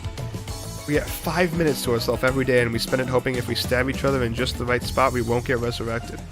I've come to believe that the key is finding this exact place we need to bleed out from. I believe that place is in our appendix. Why else would it be there? Makes sense to me. Did you actually think we were me and him, Dwight? You don't have to laugh that hard, they get it. My life is a nightmare, and yet somehow it's never been worse than right now. It's okay, Dwight, I feel you. Let's go, lover boy. I noted all our entry wounds and our 5 minutes is up anyway. Good luck, Jake, you're going to need it. And hey, if you figure out how to escape this island, please make sure your ghost tells us how. That was both a tragedy and a comedy. A cragmedy. Uh-huh. Shut up, I like it. Anyway, where were we? Oh, yeah. You're heading to the hot tub by yourself to clear your head. Yesterday was, in short, a lot. So far, today has been exhausting, too. You're dedicated to achieving a true, centered sense of calm. No drama, no bullshit, just soaking up sun in a heated pool. Today, you're on a date with you. But I don't want to be on a date with me. I want to be on a date with Spirit. Ooh, I like that. I want to be on a date with me. Who would make the first move? And aside from that disturbing thought, all is going to plan until a shadow blocks your precious sun. Spiky tip like a palm tree is bending over to screw with you. But it's no tree at all, it's... Hey babe, breakfast was weird, huh? Everyone was just getting up and announcing how they're feeling. What's that about? Some force kind of checking with the group? I don't like it. Fishy, kind of lazy. Whatever though, breakfast is dumb. No one should eat before noon or after 4 p.m. Yeah, I do intermittent fasting. You see my abs, by the way? Maybe you can see them later at my private stage on the other island. You know, IP Island, where all the Hollywood celebs hang out. If you play your cards right, I could give you a private show. Catch you around. His abs are pretty amazing, you gotta give him that. And the blow-up bat, threatening but adorable. Makes for an interesting silhouette. Genius design. He's a psychopath, just like the rest of them. You don't gotta give him anything, and we're not best friends just because we had a little talk about doing a little talking. What? It's not an open invitation to go smashing the fourth wall every 5 seconds. Okay, now that guy is gone and we've got some ground rules established, we're definitely going to abide by. It's time to lay back, take some deep, slow breaths, and nope, another shadow. These people will not leave you alone. Let's see who it is this time. Alright. Is it Spirit? Hey! It's Spirit. That checks out. You two have gotten pretty cozy. We could get cozier. We should get out of here. I know a place that brings a bit of welcome darkness to this tropical nightmare. First of all, I'm the only one that seems to know about it, so we won't be bothered there. I don't even know why I'm telling you, really. It's my private spot, but I guess I've got a feeling that you'll appreciate it in the way that I do. Not like these other killers. They don't get me. Yeah, I get you, Spirit. I get you 100%. But I'll get them. Oh, I'll get them. And I'll get my father, too. And I'll punish him for what he did to my mother and me. Spirit radiates a menacing aura, waving her sword around in the air as she threatens, well, the entire universe. It's scary and more than a little hot if you get turned on by menacing, and I absolutely do, so... Look, all this time on Murderer's Island has got us both a little confused about things. I'm choosing to lean into it. I suggest you do the same. You've seen her get mad, which is probably enough to scare you into compliance, but you've also seen there's a more sensitive side hiding within her. Which one do you think will win out? Good question. You consider her offer, but before you can decide if you want to go off with Spirit, the Huntress interjects. IP Island is where all the paid killers are. You can actually get a scene where you steal a familiar face from there. Oh, I've actually... I think I've seen the screenshot of that, yeah. I think I heard about it, like, a while ago. I think I know what you're talking about. I guess you could go off with Spirit today. She seems pretty cool, actually. I think if we went here on this island vying against each other for your attention, we might actually be friends. We might have something, though, you and I. I couldn't let you go off to her goth lighthouse without speaking up first. Yeah, I know her secret spot. I see everything through the holes in this adorable mask. It's a medium adorable mask. I honestly forgot which killer is there. I haven't played this game in a while. I believe it's Ghostface.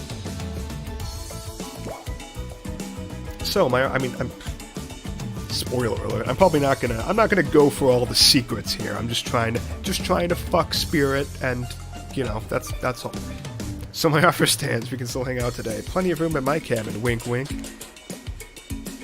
It's pretty cute that Huntress thinks she has to say wink, wink out loud. The mask barely even hides her face. Tough choice. You weigh your options quickly because you can only go on one date today and you don't want to be hacked to pieces for saying the wrong thing. Spirit. It's always good to remember that these are all cold-blooded killers, but you know what they say. When life gives you lemons, you make lemonade. And then die a horrible, writhing death after drinking it because the lemons were poisoned all along. Sorry, this island has really got me tilted. Who will it be? Spirit. The reason why it's Ghostface is because Ghostface is non-copyright. Oh yeah, true. I think my understanding is that Ghostface as a character is copyright, but like the image of the mask is not. I guess, or something. I don't know. That's what I heard a while ago. I don't know how it works. You've made the correct decision, but know this. Just because you picked me doesn't mean I'm going to slobber all over you like a dog, understand? I mean, I would like if you did slobber all over me like a dog. That would be nice. But you don't have to, I guess. Well, of course you still got a lot to prove to me. I want to believe that our connection is real. But I've been hurt before, literally, with a katana. The name Ghostface isn't Scream, on the other hand, is. Okay.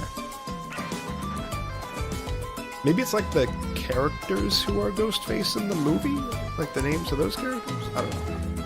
A katana that I now wield in a spectral form, you feel me? Because you will feel me. If you try any of that macho trapper crap. Yeah, I feel you. Before you ask Claudette and Dwight to clarify, I'll just let you know that yes, it's too late to change your answer now. That's fine. I would never choose anything different. Achievement unlocked. Morose match. Okay. Is Ghostface not part of the Scream IP? I mean, it is, but I think... How would DBD need the license for Ghostface? Well, I think they don't, is the thing. But maybe that's not right. You and Spirit arrive at the coast, overlooking the Black Lighthouse. It's old and decrepit, but still impressive. There's something magnetic about it. You can see why Spirit would be drawn to such a place.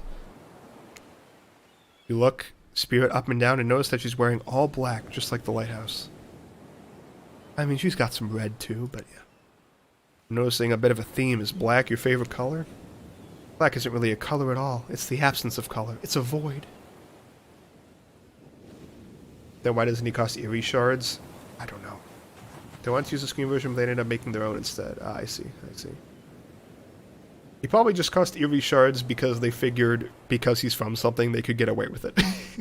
It's probably just behavior being sneaky about it. That would be my guess. I don't know. Like me. Spirit smiles. Oh, she's got such a cute smile. Nature abhors a vacuum. You're not sure if that's a good thing or a bad thing. The lapping waves on the shore of the coast set a romantic tone. The fog that surrounds Spirit everywhere she goes blends perfectly with the mist rolling up over the rocky shoreline. She's at one with this place, and so are you. I want to be at one with her. Uh-oh. The peace doesn't last too long, however, as the lighthouse lets out an eerie howl like a monster dying. A spiraling black light stretches out across the sky. Spirit has to yell at you just to be heard. Oh yeah, it does that. The light and sound recede as the two of you sit in silence. Spirit lays a towel down and then pats on it gently. Clearly she wants your company, so you oblige. When you do, she takes off some sunscreen and hands it to you. You're not exactly sure what to do. Is this an invitation to get a little hands-on action? What else could it be? I mean, she could just be saying to put sunscreen on myself. Because she probably doesn't need sunscreen. Or maybe she needs it more than anyone. Who knows? The only thing that's actually copyright that belongs to Ghostface is the costumes. I see.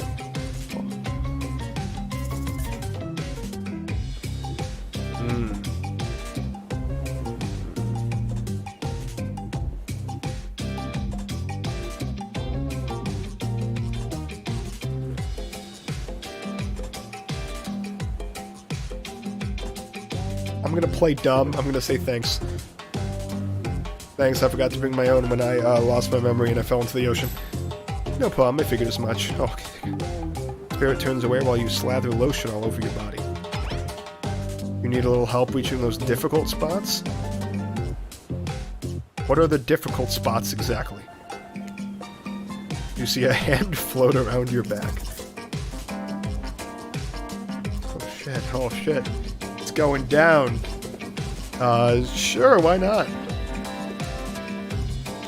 Spirit's hand on your back is ice cold, but she has a soft touch. When she's done, she takes care of herself. You watch the Spirit apply sunscreen to herself in the most unique way by floating her own hand around her back to spread it on. That is so hot, I guess.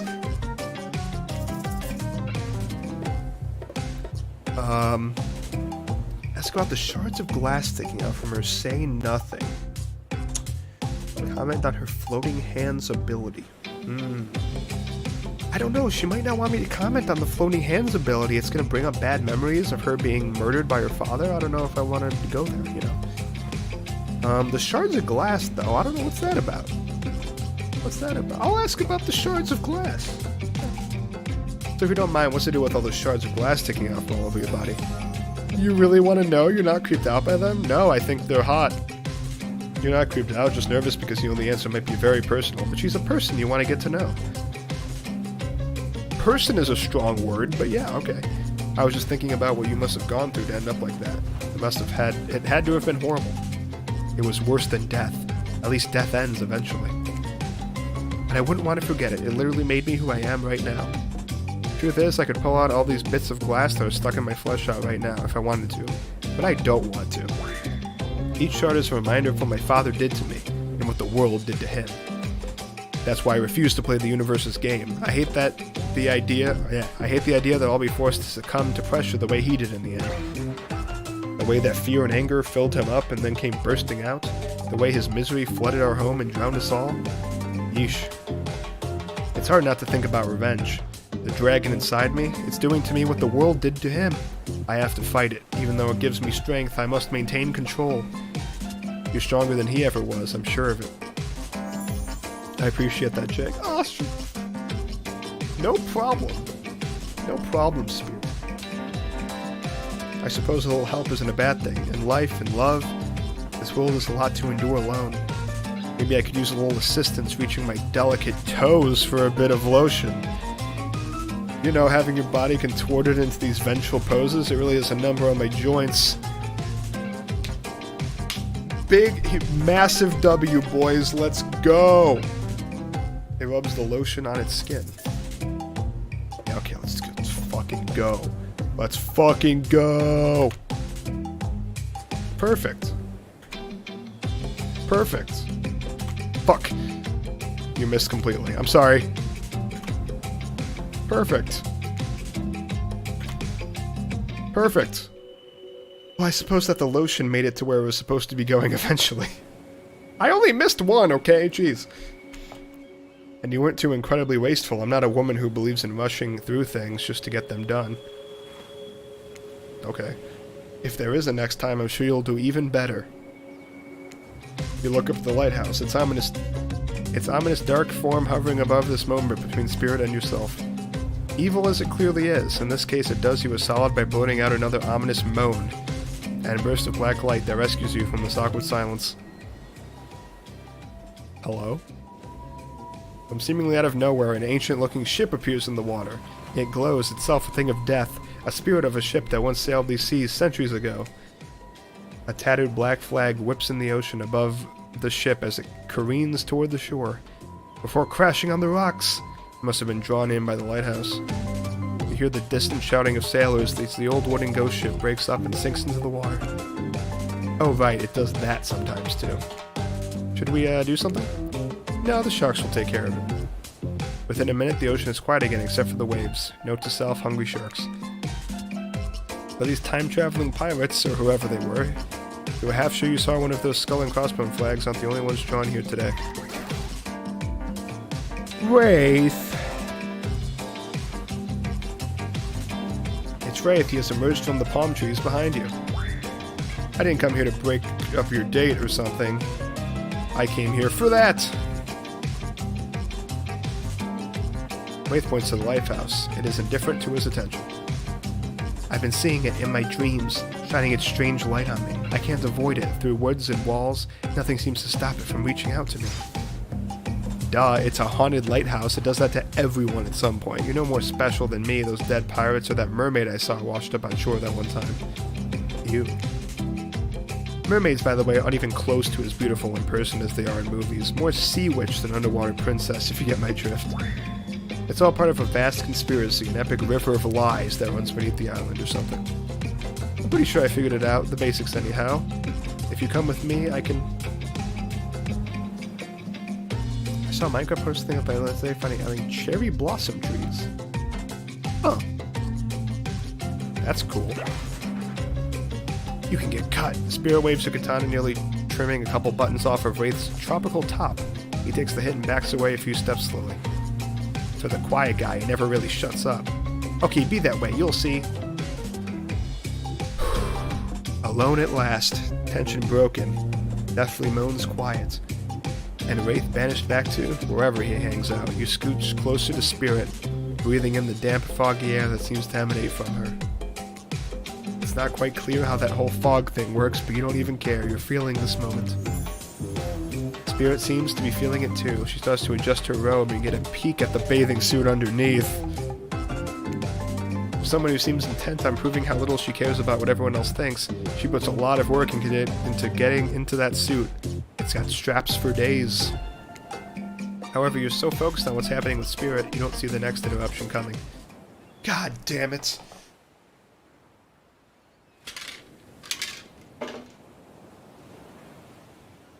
Claudette and Dwight burst in on you and interrupt whatever you were doing. It doesn't seem like they were worried they'd bump into much.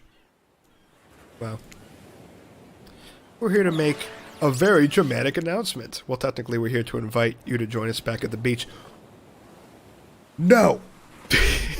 I don't want to go back to the beach with you guys. I am here with Spirit.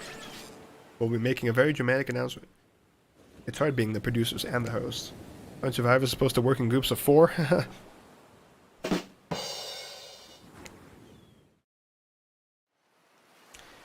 When you arrive at the beach, you realize you were set up. Despite promising an announcement, Dwight and Claudette simply stand quietly. This isn't at all what was promised. Wait a minute. There's no announcement here. But there is. Me! You got mud in your ears, friend? I told you to get lost. Don't you see? Lost is what I am, and so are you. But I know the way out. I've got a map back in my secret lair. Literally and figuratively. Yeah, I know the difference. That's why you should ditch Spirit and come spend the rest of the night with me instead. Really? Really? You think... No, you think the possibility of getting off this island is going to pull me away from Spirit? Nothing will pull me away from Spirit. You understand, Wraith? You understand? Who said anything about a secret lair? I said I've got, sap in my secret hair. There's a flap on my secret chair. Bars. Don't change the subject. Don't ask me what he's talking about. I'm trying to make a mess of the first day I've had in, I don't know how long, because it's not even clear what year it is, but in a while. First nice day. I'm not about to be ditched for the likes of you. It's not me messing things up, like I try to keep telling you. It's this dang island. I've come to accept a difficult truth. What's happening here? Well, I'm convinced that it's our fate. It's not anyone's decision. It's simply the way it will be. There's no use fighting it. What do you even know about fighting? All you know is hiding in your spooky little secret hair and crying like a baby while ringing your little bell. So don't tell me what I can and can't fight back against. I was a born fighter. A dragon lives inside me. I can't not fight even when all I might want to do is hide. Don't you see this giant hat? It's a metaphor. Honestly, you seem like a black hole couldn't stop you from simping for Spirit.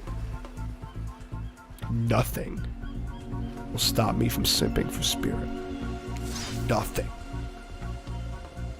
If I do have a fate, my fate is to win every fight that comes my way. Got it? Folks. Oh, you hide. I've seen you hide. You do your phase walking routine. What do you call that? It's basically cloaking, and we all know that cloaking is a type of hiding. You cloak, I don't cloak. I'm not a cloaker. I face walk out in the open. You just can't see me. He has unreasonable obsessions. This is not an unreasonable obsession. This is a very reasonable obsession, and so is Nikki. Okay, anyway. You have no idea what they're talking about, but this sure sounds like some video game community forum thread minutia, if there ever was such a thing. Not that you know about that either. It sure does seem like Dwayne and Claudette are going to stop this, so it's on you. Ahem. I think I was brought here to make this choice, so I'm going to do that now. And I choose Spirit. Obviously, when it comes down to it, neither of these two seem easy to love. I mean, damn, Spirit literally has broken glass shards sticking out of her, but she has a certain charm to her gloom. Spirit and we're actually having a nice time. Besides my fate to end up on this island, well, to hell with fate, really. And I don't take this the wrong way, Wraith, but the amount of awkwardness you pack into a single day, no wonder you're so skinny. All that second-guessing yourself is burn a lot of calories. Alright, Jake, let's go easy on Spirit. We don't gotta... on Wraith. We don't need to insult him here. Okay? Let him down gently. No offense taken. Yeah, okay, it's true. I can be a little awkward, I guess, sometimes. Right, so I'm gonna stick with Spirit. Spirit breathes a sigh of relief. I've got enough revenging to do without having to kill you and Wraith too. Spirit walks you around a corner to show you something that she discovered in this place and knew was meant to be connected with her journey. A cherry tree.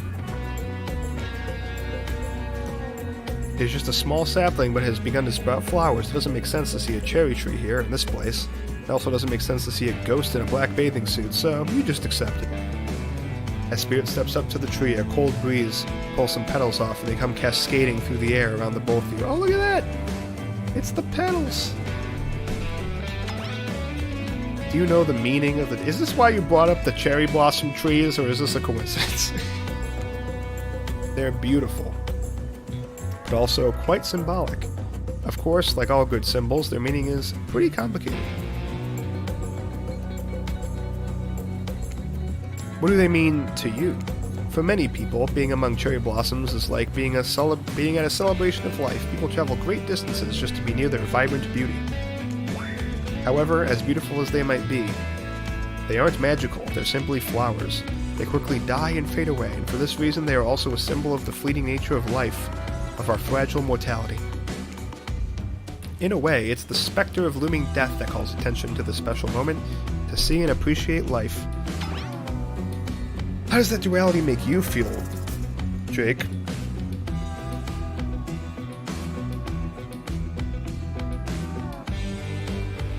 Empowered.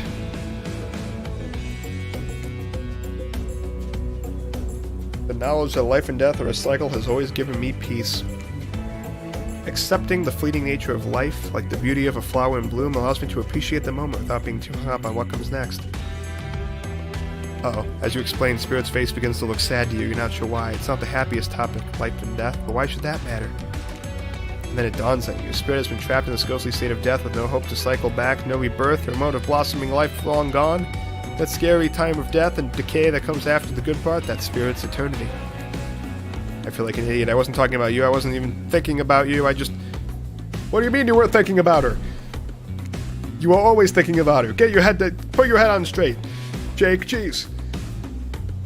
You just answered from the heart. I can't let that bother me. Our priorities are not the same. I have my mission. Oh, fuck. Oh, shit. Oh, I fucked up. I fucked it up. Look, fuck, go back. Fuck, go back. Nah, it's like 20 minutes ago. Those noble characters, those who did not feel death, those who were killed in the greatest sacrifice to honor their emperor. Their lives were short, but their purpose gave them beauty. Those warriors saw death coming, but they never despaired. They stood and faced it. They held their swords and struck down their fear. But despite the samurai spirit that lives on in me, in my noble bloodline, my life is ended going. Death continues to stretch on. The cycle is frozen. This cherry tree, it's not real. Though its petals fall, they soon replenish, as if it were installed here by someone. You watch as Spirit chooses her words very carefully. By something with no respect for the balance of life and death. Fucking Claudette Dwight. We're sorry to interrupt. You know we don't believe you, right? Yep. But it's this time we had a really good reason. It has nothing to do with us being manipulated by an unseen force, because that's definitely not happening. Nobody accused you of that, but okay. We're just here to tell you it's time for dinner, silly. Get it while it's hot. I guess it's time to go or whatever. Thanks for spending time with me today. I enjoyed it. Oh, thank God. Okay, saved. Saved. Oof. Me too. Oh, hey, beta, what's up? A dating sim, huh? Yep. Indeed. What a fun day you've been having. I can see it written all over your face. You're shining, and that's not just the remaining anxious sweat from spending an afternoon from courting a psycho killer. No, you are not. You are really feeling this whole romantic experience. Don't worry, I'll keep your dirty little secrets. But enough gentle ribbing. It's time to get back to business. All of the appetizing singles have arrived for dinner, including Trickster. Wraith is here, too. We're not going to do the gag where we cram them all on screen at the same time again, so just believe me. They're all here, and they're just as sexy and demented as you remember them. I don't believe you. I'd really appreciate it if you showed them again, to be honest. With your love on the line, everyone is being very careful not to offend you by saying the wrong thing. How was my Valentine's Day? Well, I went to work, then I went to the gym, then I came home and ate dinner, and now I'm streaming, just like every other day. I point out that Overwatch had a dating simulator come out. Really? So I can date May? Oh my god. Congrats, by the way, on getting this far. I'm so surprised as you are getting these 4 falling for you. No, not because of your personality, but because you just met them yesterday. How was your Valentine's Day, Beta? One with actually a boyfriend? He's playing a dating sim that should tell you how his day went. That's true, that's true. Love her watch. However, since Trapper seems like the biggest longshot to end up holding onto your heart, he throws caution to the wind and speaks up. It's a pretty small consolation prize for being the least loved killer on Murderer's Island, but hey, letting them have this one moment in the spotlight is the least we can do. And heaven knows they won't do any better than that. If I'm dining solo, I'm eating what I want, and you're all eating it too. Lamb shank, rare, salt, pepper, no sauces allowed, and serve it with one single piece of broccoli so Wraith won't complain. I like broccoli. It gives me horrible gas. Oh, I don't like that. Buddy, wait till you smell what rare lamb does to my bowels. It's awesome. Dinner will be served shortly, but certain power brokers would like to know about your day. Would you like to share your day with the rest of the group? You've had an interesting day for sure, but how will you describe it to the others? Say too much or too little, and it could affect your standing with the group. I really only care about my standing with Spirit. Okay, but don't just sit there and say nothing. Nothing is not an option. Ooh.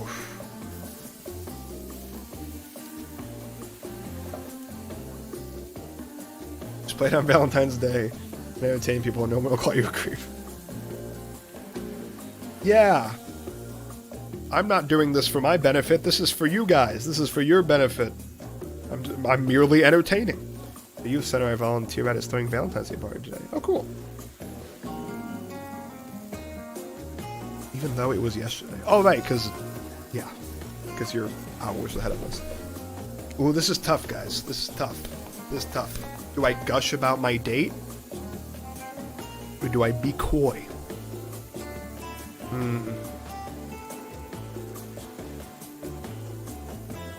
It seems kind of weird to gush about the date in front of everyone. They're gonna get jealous. Coy? I was thinking the same thing. Because, like, Spirit will know. Spirit will know that I loved the date. But not, yeah. I'll be cute, yeah. It wasn't really a date. Wait, what the fuck? Wait, what do you mean? This is not what I wanted. Well, like, 2 people avoiding everyone else and choosing to be alone, but doing it in relatively close proximity to each other. This isn't really what I meant. But fine. Okay, I guess she likes it. Alright, saved. Good. Whew. That's exactly right. Couldn't have not said anything of value better myself. Spirit is clearly happy with the way you portrayed your date. No surprise, she doesn't like people getting into her business. Okay, good. Ooh, okay. Dwight and Claudette bring out dinner. Everyone eats in silence. No one trusts anyone now, and they're all very tired. Oh wait, no, sorry. That's a dreary supernatural horror thriller set in Antarctica, not a charming parody dating sim set in undisclosed tropical paradise. Everyone sits in silence, no one trusts anyone now, and they're all very tired. Is it talking about the Thing? Is that the Thing reference? Bony appetit. Don't you mean bon? No, almost everything we serve has a lot of bones in it, even the vegetables. Impossible to avoid in the silent. Everyone eats without speaking. Tensions are rising, both of the sexual and deadly variety. When everyone finishes, Dwight and Claudette come back to clean up the table. They linger around you as they pick up your plate, take your napkin, and dust crumbs off the table. What would you like to say to the servants? Ooh.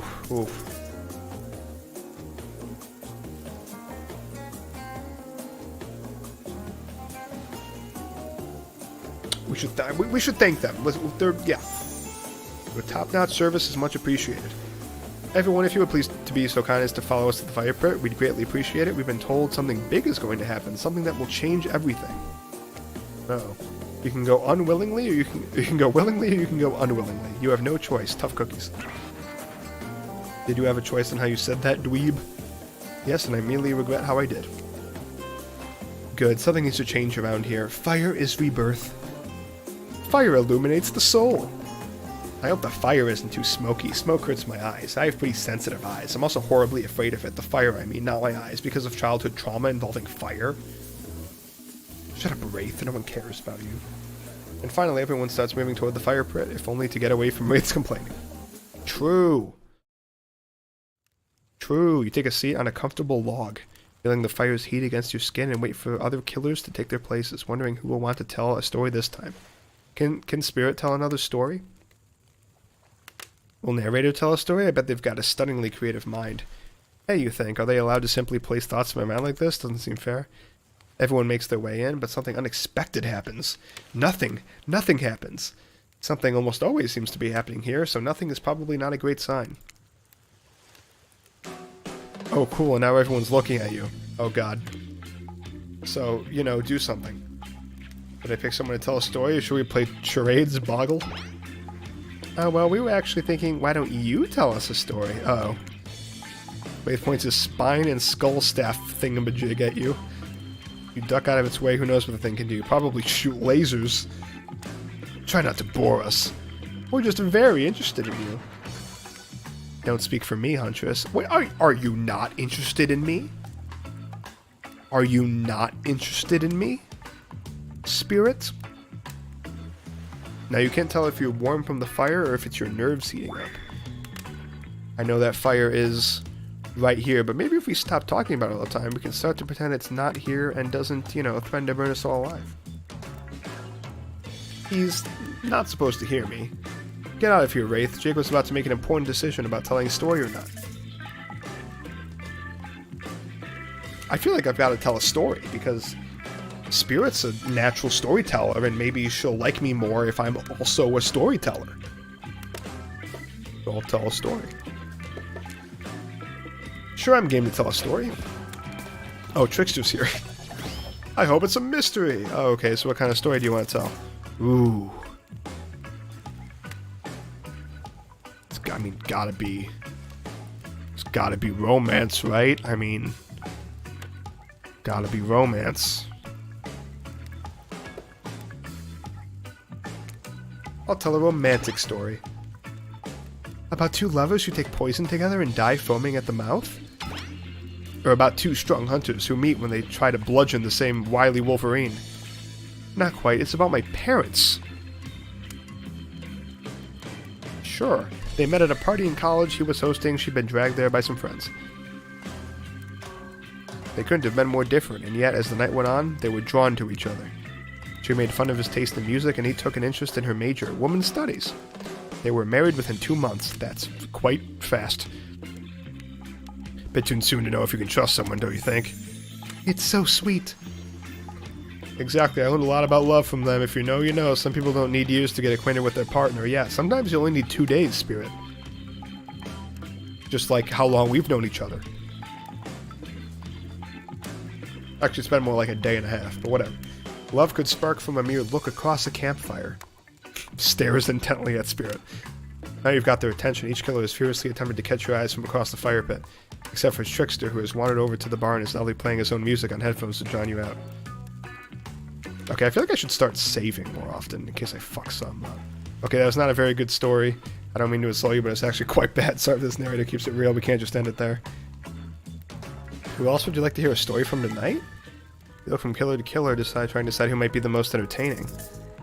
Well, obviously Spirit. Duh.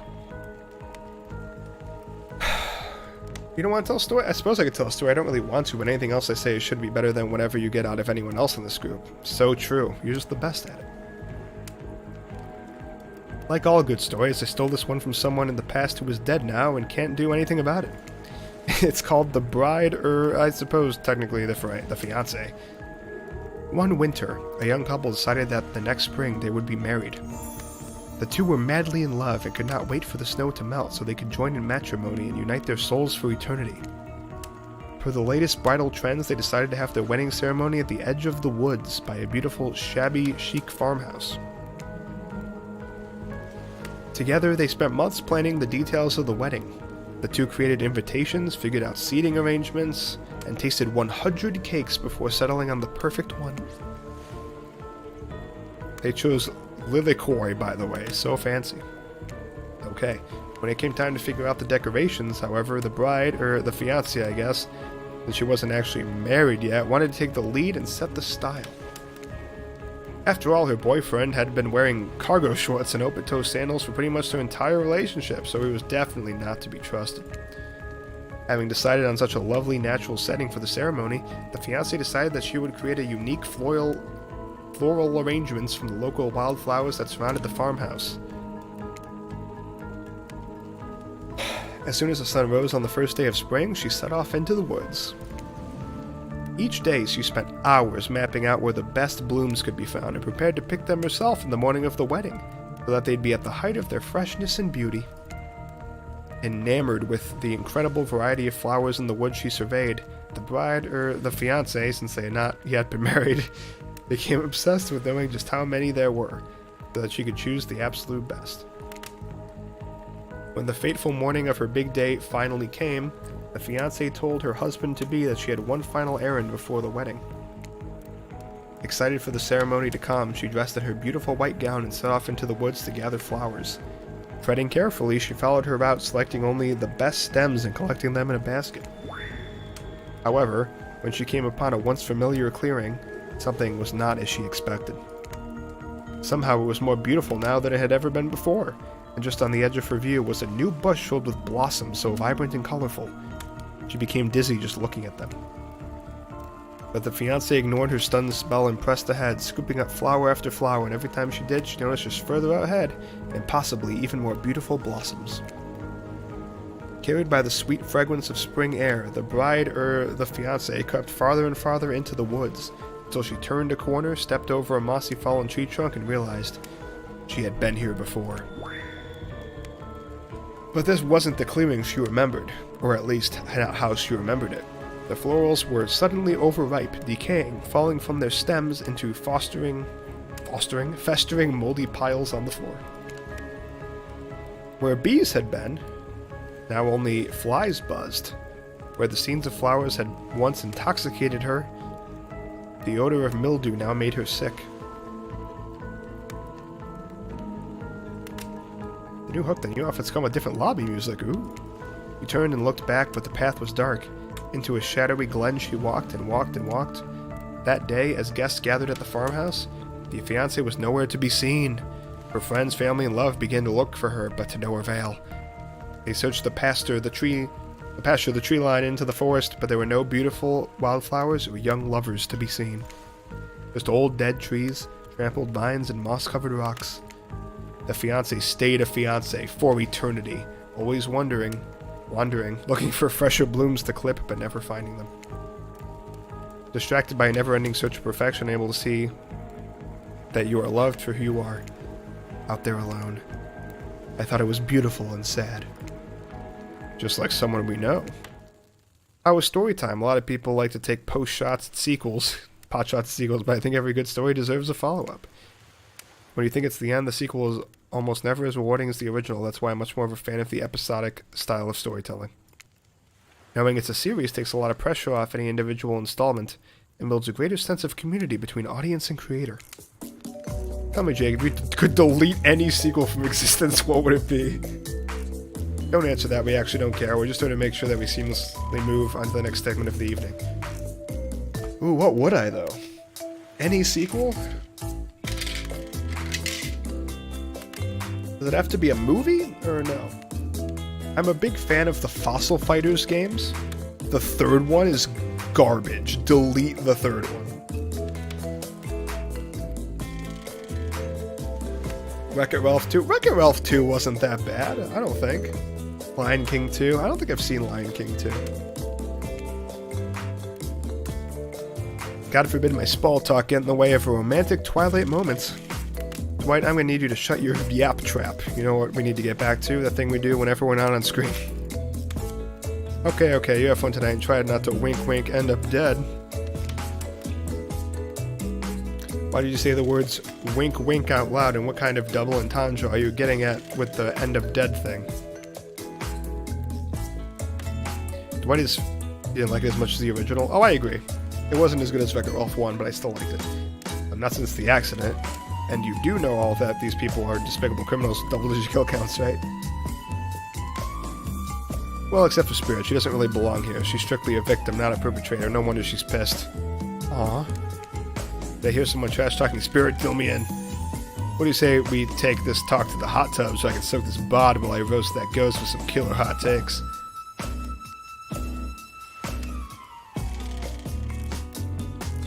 Please, enough talk of burns. Things are lit or getting blazed. Is it enough that these activities have to be set next to a little fire? Must they be surrounded by figurative flames as well? What if we turned and ran as far away from this place as we could, just you and me? On those spindly legs, you'd probably tire before you get too far. If it's running away someplace more secluded Jake is after, they should obviously join me. Have you seen those legs? Pure power. My legs are pure power? Your legs are pure power. They are pure power. That's true. Not that my walk speed really reflects my giant stature, but that's because I choose to move slowly for stealthy reasons.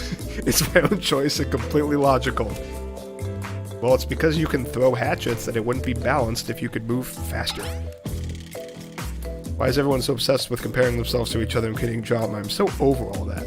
Don't you get it? Society wants to trick you into fighting with each other so that corporations can swoop in and sell you fake solutions to all your fabricated problems. Go off, queen. Go off. I'll be sitting in the shade and drinking something locally sourced while thumbing through a public domain novella printed on recycled paper because I refuse to play their game anymore.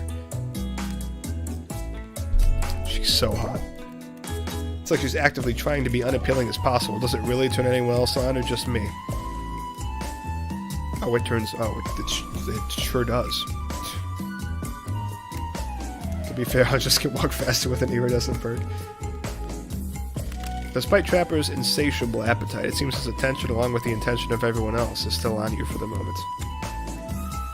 The options in this game are Muscle Mommy, Overly Weak for Whatever Reason Guy, Emo Loving Girl, and Muscle Daddy. True! Although apparently there's a secret trickster ending or something.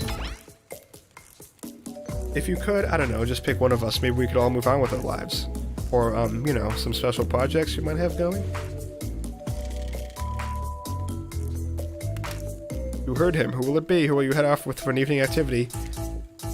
I'm just saying, you may not get a ton of chances to date around like this before your time on Murderous Island comes to a close. Just saying again. I mean, obviously I'm picking Spirit. But I know I'm not satisfied with that name either, but this streaming reality TV dating show, Boom Happening, is pretty much all that wasn't taken. Which killer will you pick? Unless we're back to excluding Trickster because, ugh, that guy.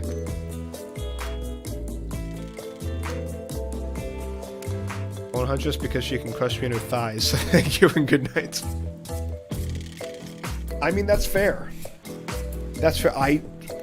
You make a good point. You make a solid point. You should go down the trap around and pick Trickster a bunch of times. But I want Spirit. You don't seem to understand. You're getting distracted, okay? We have one goal, and that goal is Spirit. Spirit? Oh, you picked me. Yay. What are you not happy about? Sorry, that was rude of me. I despise phoniness, so I should be honest with you. You make for interesting company. I love the idea of winning over these other killers at all costs, even when I hate the game and the prize, but I had a long day. Oh no! Floating, subverting expectations, grinding my teeth, as I imagine sweet, sweet revenge. Takes a lot out of me.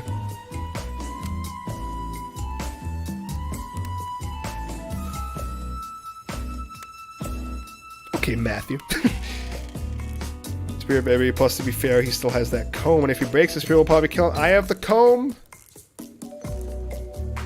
I forgot I had the comb. So don't stop bringing your A game, alright? It might seem like I hate everything. Getting to really know who I am is an impossible task, not worth trying, but too bad. Now, what's worth trying? You won't know unless you search deep inside yourself and bring everything you've got. Or just say the exact right thing at the right time and melt my cold heart in an instant. I don't know the rules any better than you do.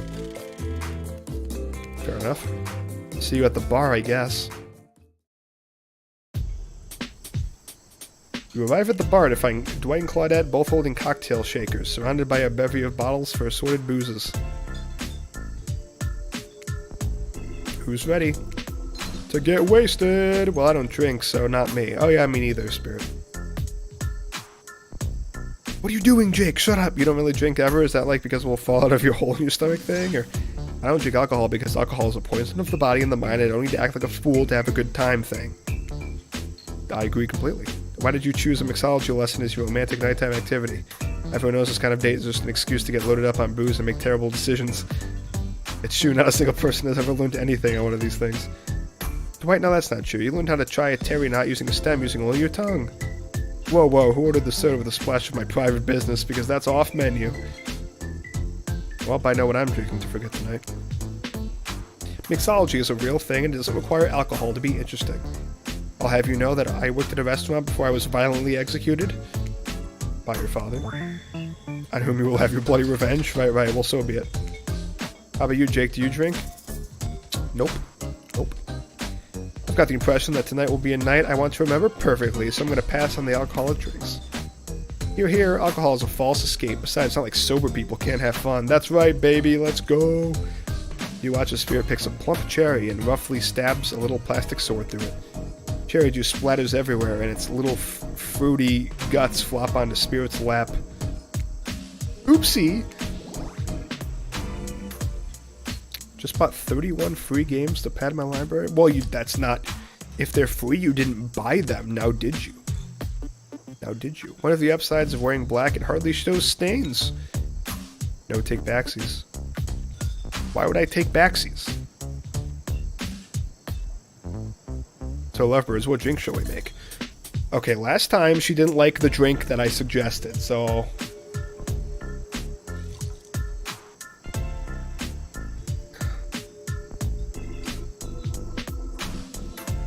I mean, it's gotta be dark and stormy, right? That seems like the obvious... Seems like the obvious choice. Fancy beer. Zombie. Bloody Mary. I mean... It's gotta be dark and stormy. It's gotta be. How about a dark and stormy drink for my dark and stormy date? Okay, that one is cute. Oh my god, she likes it. She liked... Oh, I'm so... Please allow us to demonstrate how a dark and stormy is made.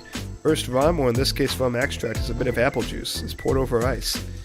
And then fresh ginger beer is added in. Garnished with a lime wheel and drink themed. Do you think you're up to the challenge of replicating this, Jake?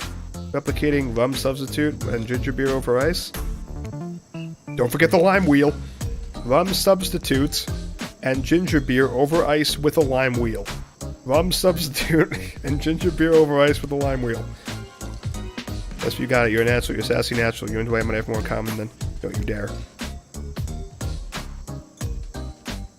Vera seems to be in a lovely mood as she sips her dark and stormy. She's not even rolling her eyes at your petty behavior.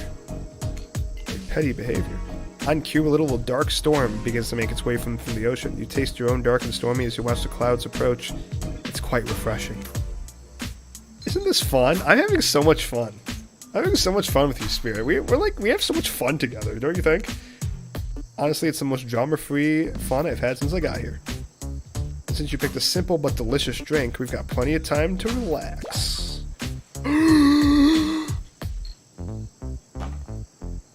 Want to make out a little? I thought you'd never ask. Oh my god, I'm so excited. You breathe in a sip of your drink and immediately begin coughing. Before you can get a yes out, lightning strikes a palm tree on the beach and it immediately starts a fire. The activity ends abruptly as Claudette and Dwight usher the two of you away from the bar. Finally, someone found a picture of the new killer and 2 survivors. Oh.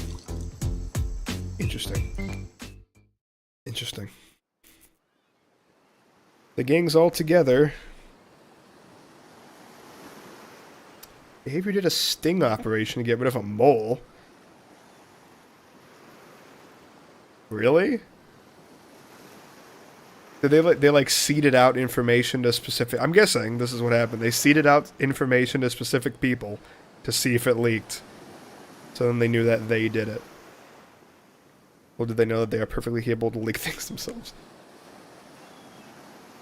The gang's all together again on the volleyball court. It seems like only yesterday you were sitting on the sidelines watching everyone get sweaty. I wouldn't mind watching them get sweaty again. Or getting sweaty with them. That's because it was. Oh, it feels like I've been here a lot longer than that, actually. It's so late that the sun is already beginning to rise. Better get this over with so quickly so that you can get some beauty rest. I do not recommend eternal damnation of perpetual narratordom. The running theory was that Bubba leaving was a sting operation. Huh. Good thing you've really used your time well since then. Really getting to know the gang. The brain, the mogul, the basket case, the psychotic bunny girl. You know, the 4 types of people. I'm sorry, are you calling my new girlfriend a basket case? Narrator? Anyway, everyone is gathered on the volleyball court for a new type of game. Pitch your dream date and see who Jake chooses. Ready for a round robin? How round are we talking? No, not to eat, Huntress. Each killer gets 2 minutes to tell you about the dream date they have planned for you tomorrow. No matter what it is, I'm picking Spirit. Just want to let you know that. In no particular order, which is a weird thing to mention, right? Almost like the order does matter. Trapper, why don't you go first? You think you deserve it. Even in this case, it's a subtle dig. Stop talking. Trapper, without further ado, would you like to make us all uncomfortable by pushing the boundaries of what's acceptable, not only in a polite society, but within the narrative of this in-world event and also the larger mirror narrative of Dead by Daylight dating experience? Sometimes you just gotta say it. Why yes, thank you, I'd love to. So Jake, you're thinking of picking me. I'm not. Well, this is your final warning. Pick me and be punished. And rewarded? Tomorrow will suck, probably. I'm not an easy guy to get along with. I know that. But I can tell you this much. I'm hiding a secret on this island that will make fans shit themselves with excitement. If you like Trapper, you're gonna love it. And if you're not a maggot. Also, everyone, even confident, sexy ladies in rabbit masks, better stay the hell away from my yacht. Great, Huntress, why don't you take it from here? Tomorrow morning, I'm planning a nice atmosphere breakfast on the yacht. Don't worry, Trapper won't even know it's gone. What was that? Nothing, go away. Then boy oh boy, I've got such an adventure planned. It involves hunting for treasure. What kind of treasure we're looking for? Guess you'll have to pick me to find out. Let me tell you, it's primo stuff. And if you don't mind, I've got to start preparing, because it's clear that they're already going to pick me. Confident, mysterious. I like it. Sorry, anyway, Wraith? Well, I don't know. I'd really prefer to just tell Jake privately. I don't really know what's... Wait, I don't really know what's going to work with this game's mechanics. What if you just whispered it to Jake? Wraith considers this for a long moment, too long. That's fine. Without moving, Wraith lowers his voice to a barely audible whisper. Tomorrow we have to find my bell. And then I can finally tell you about what I've been working on. It's going to be really special, the kind of thing where we will really bond. And maybe finally get off this island. And maybe we can go on a real date. Are you done? Is that it? Wraith nods, proud. Hit us, Spirit. Figuratively, damn it. Why you gotta watch your words with these people? Think about my very excited for the game. Oh yeah, me too. But also that Bubba is the only one of the family that actually spawns in the basement. Oh. Why did you randomly change the voices? I don't know. I do what I want. This is my live stream, damn it. Tomorrow you'll spin the face of God and die. And be born or reborn anew. Okay. That sounds good to me. You're intrigued by that? I don't want you. Go draw crayon art with Trapper or dig up whatever mysteries with Wraith. I don't know what those guys do all day.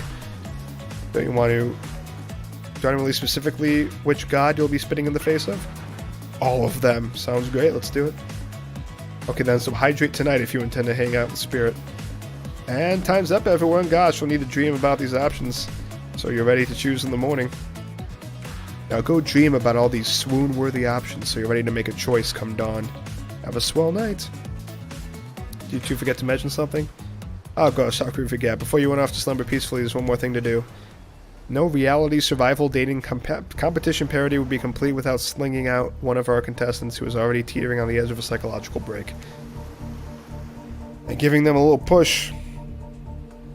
Oh my god. This is why I don't like games with so much talking.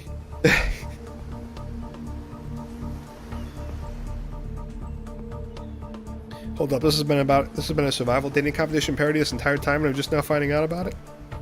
Come on, the signs were there, you just didn't read them. Welcome to Murderer's Island. It's now time to eliminate one of the killers. Oof, it's like butchering, but it's even worse. You can't kill a killer, but can you break their heart? Absolutely. You dare even try? Yeah, I mean, yeah. That's right, tomorrow one of these sexy slicers will not be eligible for you to take on a date. Who's it going to be? I'm going to save again. Not that it matters. Probably.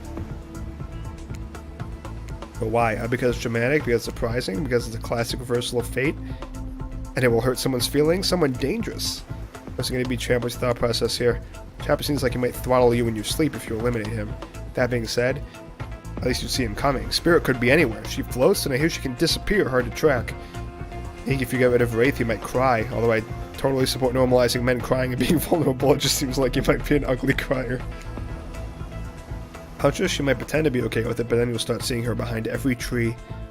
What I'm trying to say is, I don't envy you, boss, so which sociopath are you eliminating? Wraith. Achievement unlocked. Peace out, Wraith. Look, I'm here, and I'm horny. I'm not really getting positive reinforcement from you, Wraithy Poo. Please don't take this personally. It's just my opinion of you and who you are and what you're about deep down as a person and how I don't like it. And also because you're my least favorite killer to go up against in Dead by Daylight. That's really the main reason. Like, give me something, you know? A kiss, a wink, hold my hand, finish telling me about all this mysterious stuff you're obsessed with. Or better yet, don't. Wraith rises, taller than you've ever seen him, and calmly walks to the exit. Before he leaves, he turns to you. When you came here, I thought perhaps you would be different. I don't know how my last bit of hope in humanity hadn't been snuffed out, but it wasn't. It is now. You are just like the rest of them. There is no hope of goodness here. The only thing I can do is try to escape. Or burn everything and everyone to the ground. He leaves. Pretty badass exit. Was not expecting that. Now that you've broken the heart of someone heartless, you should go get some shut-eye. Don't worry too much about the broken heart you've left behind, because of course they'll be receiving a consolation prize. They may not get to go home with Jake when this is all over, but they'll never sleep alone again. Oh. That's right, we're sending our eliminated player home with... Lucky! Their own mostly new Trickster body pillow. The best thing... Next best thing to the real Trickster. It might not hug you back, but it definitely won't try and stab you. How do we know? Because I've tried it. That's right. It's Dwight tested.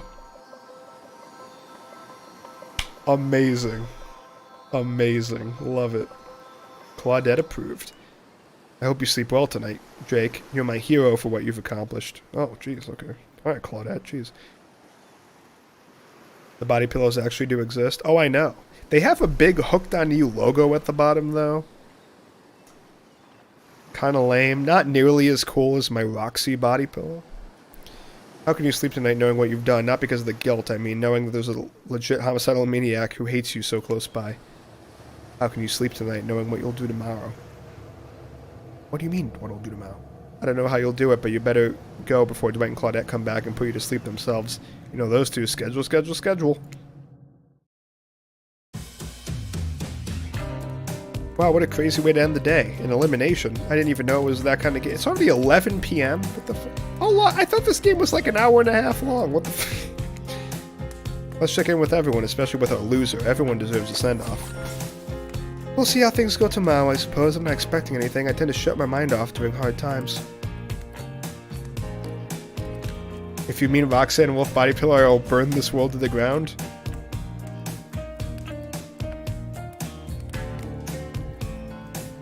Oh, I do.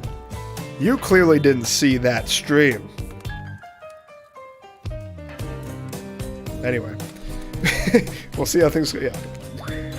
I know I seem all excited and devil. I don't even remember what stream that was. Was that my... What? I don't remember what stream that was. But I showed off stuff I got from a convention. And one of them was a Roxanne Wolf Body Pillow. But god fucking damn, it's a robot. Listen. And these people are all murderers and mostly not human. It's fine. It's fine. I know I seem all excited and devil may care, but the truth is, I'm really a pessimist at heart. That tends to happen when your mother is skewed by an elk when you were young. Yeah, how do you know? Well, I guess it's also the only thing you talk about. If you'll excuse me, I think I saw a raccoon over in the tree and I'm feeling peckish. Well, I know I said some things when Jake took me to the curb, but I just want to say I'm embarrassed for how I acted. Not what I said, though. I stand by it. I want everyone here to burn. How do I say things are going? It's a matter of perspective. Jake's goal is to impress me. Things are going poorly. That is not my goal. Thankfully. But if Jake's goal is to kill themselves, kill the doing an amazing job. Well, that's not my goal either. Did I think there was a chance I might get eliminated? Yeah, I did. How could you possibly have thought there was a chance you were going to get eliminated? I have chosen you at every turn. Did I care if I get eliminated? Not even a little. What? Don't you have feelings for me, spirits? I feel betrayed right now. Does the volume of words I spend talking about how much I don't care about things signify a deeper yearning within me to be seen, heard, and validated by those around me? Nah. What? No, you're not a part of this. You don't get a confessional. It's cool, man. I'm not a part of anything, you feel me? I'm not a cog in anyone's machine. I'm my own machine. This whole thing's pretty cute, though. Charmingly low budget, old school marketing vibes. Not gonna lie, I kinda wish I wasn't so busy right now. I'd definitely be down with a reality show style dating competition with survival elements. But I got my new album, upcoming tour, finalizing the new sneaker line, producing a limited series on my life, starting a new social media NFT crypto app, and doing these private gigs over on IP Island. He's an NFT guy? Well, my dudes, you gotta come check it out, IP Island, it's dope. It's where the real killers are hanging out. Fully licensed, no legal drama. Loyals? I can't... Listen, it's too late for me to read, okay? Take a hike. I'm gonna tell everyone that Trickster said that about them, don't worry. I'm talking your favorite established characters from all over pop culture that can't be seen on the island. Hell, you probably can't even mention them, like Ghost... Don't you say it! Look, we get it, you're very popular and in demand, but we have a game to get back to, and I don't want to get sued. Ghostface. Come on. Whatever, I don't even care. I'm the Trickster. See you around, Jake. You too, narrator. I have a name, you know. You do? Yeah, seriously, they don't pay me enough to deal with you people. Is it my turn? What? No, it's not your turn. You're a sentient water. How you even sit in that chair? What's a chair? It's the thing you're getting all wet. Now it's gonna smell like mildew. Okay, rude. Fine, let's just get this over with. It's your turn, Ocean. Do your check-in. Check-in? I was just looking for the bathroom. Bathroom? Are you serious? It's down the hall to the left. It's okay, never mind. Never mind, what does that even mean? They're not you too. This wasn't meant to be a confessional time for literally every character in this game. It's okay, we don't have to confess anything. We've just been working our asses off for 2 days straight and wanted to sit down somewhere. This chair is wet. Yeah, I think the ocean just peed on it. How is that you know what? I don't care. You two are looking pretty pleased with yourselves. I've got something to confess. Oh great, what's it gonna be? You ate glue in the 2nd grade? You cheated on an algebra test once? Watching Wraith get eliminated was the first time in this unending spiral staircase of pain that in my life I even felt a modicum of joy. Every minute that I'm alive is a nightmare. This place, this sun, these sweet sugary drinks. It sounds fun for a long weekend, but for an eternity? And the unrelenting rhythm of crashing waves and railing seagulls, it's like a crescendoing song of evil that makes me question the very foundation of the universe. Why am I here? Why are any of us here? What kind of sentient being would do this?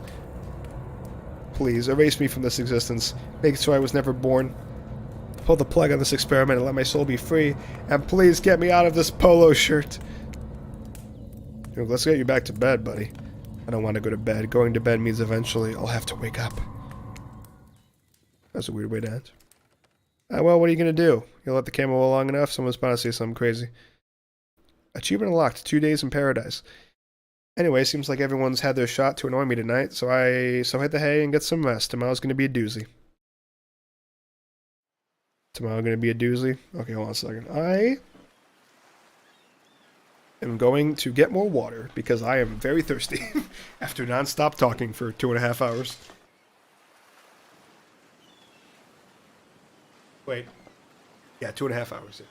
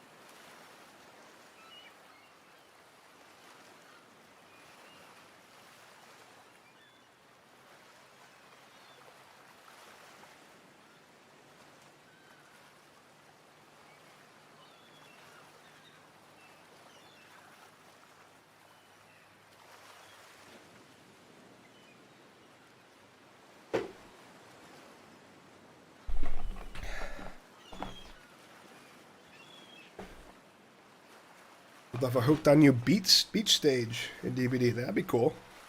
Be kind of cool.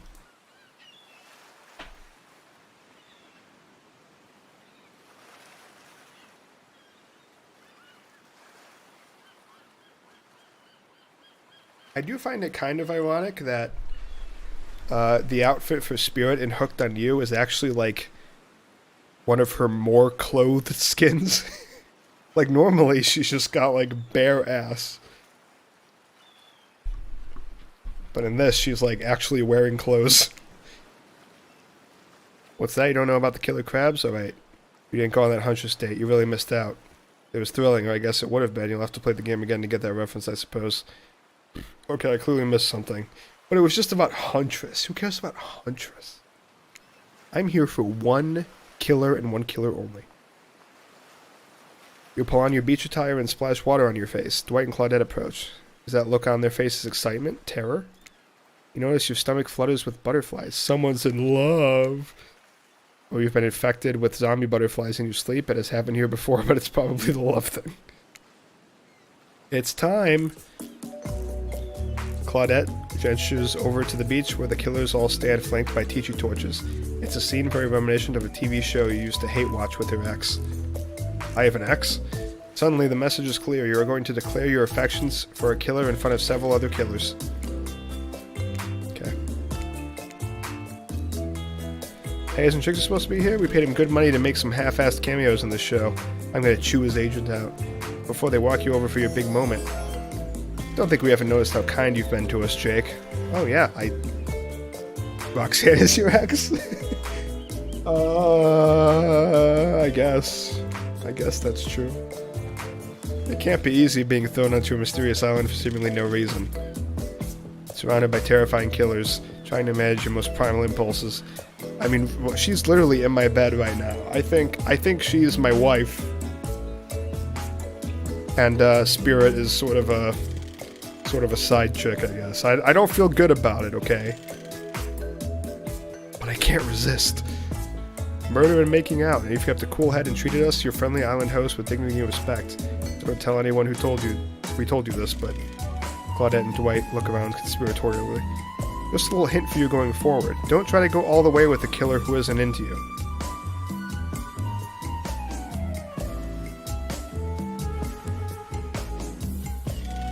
You slept with that body pillow? It's a body pillow! That's what you do with it! What do you mean? That is their function. Relationships are a two-way street. If you don't have a green light in the other direction, you might end up in the friend zone. Not the friend zone. The friend zone? That doesn't sound so bad. Where do you think you are exactly? Dead by Daylight doesn't do friends. There are killers and there are survivors, and I'm afraid we can't say more. Okay, so who's into me? Claudette and Dwight look around conspiratorially again.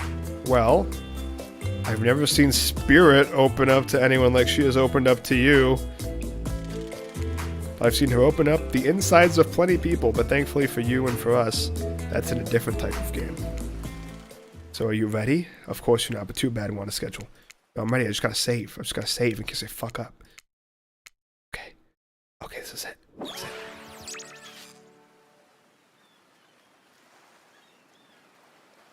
You make your way over to the row of hotties. True. Claudette and Dwight stand off to the side, hands behind their backs. It's been quite the 48 hours, but there are clearly sparks in the air, and I'm not just talking about this rusty chainsaw. Though I do recommend staying away from those sparks. It's time for our newcomer to confess their love. Wait, I do have a drum roll for this. No, you don't, but who cares, Jake? Who do you choose for your solo date? Can we at least do the flower thing? Dwight, I thought we agreed to keep that between us. No, not that flower thing. What do you mean? The thing where the suitor gets a flower is a symbol of the contestant's love and affection. Oh, right, I suppose. But no roses. Such a cliche at this point. Well, that's good because I tried to pick a rose, but I got an ouchie, so I settled for these. Ooh. Beautiful. You've done good, Dwight. A lovely bouquet. I hope Dwight saved some of these for Claudette. They're a thing, right? You're getting that vibe too. Just me? Sorry, I've got other things to think about right now. Jake, who do you select to receive these flowers and spend the day with you today? Trapper. No, kidding. Obviously, Spirit. You approach Spirit, peering below the brim of her impressively large hat and into her haunting eyes.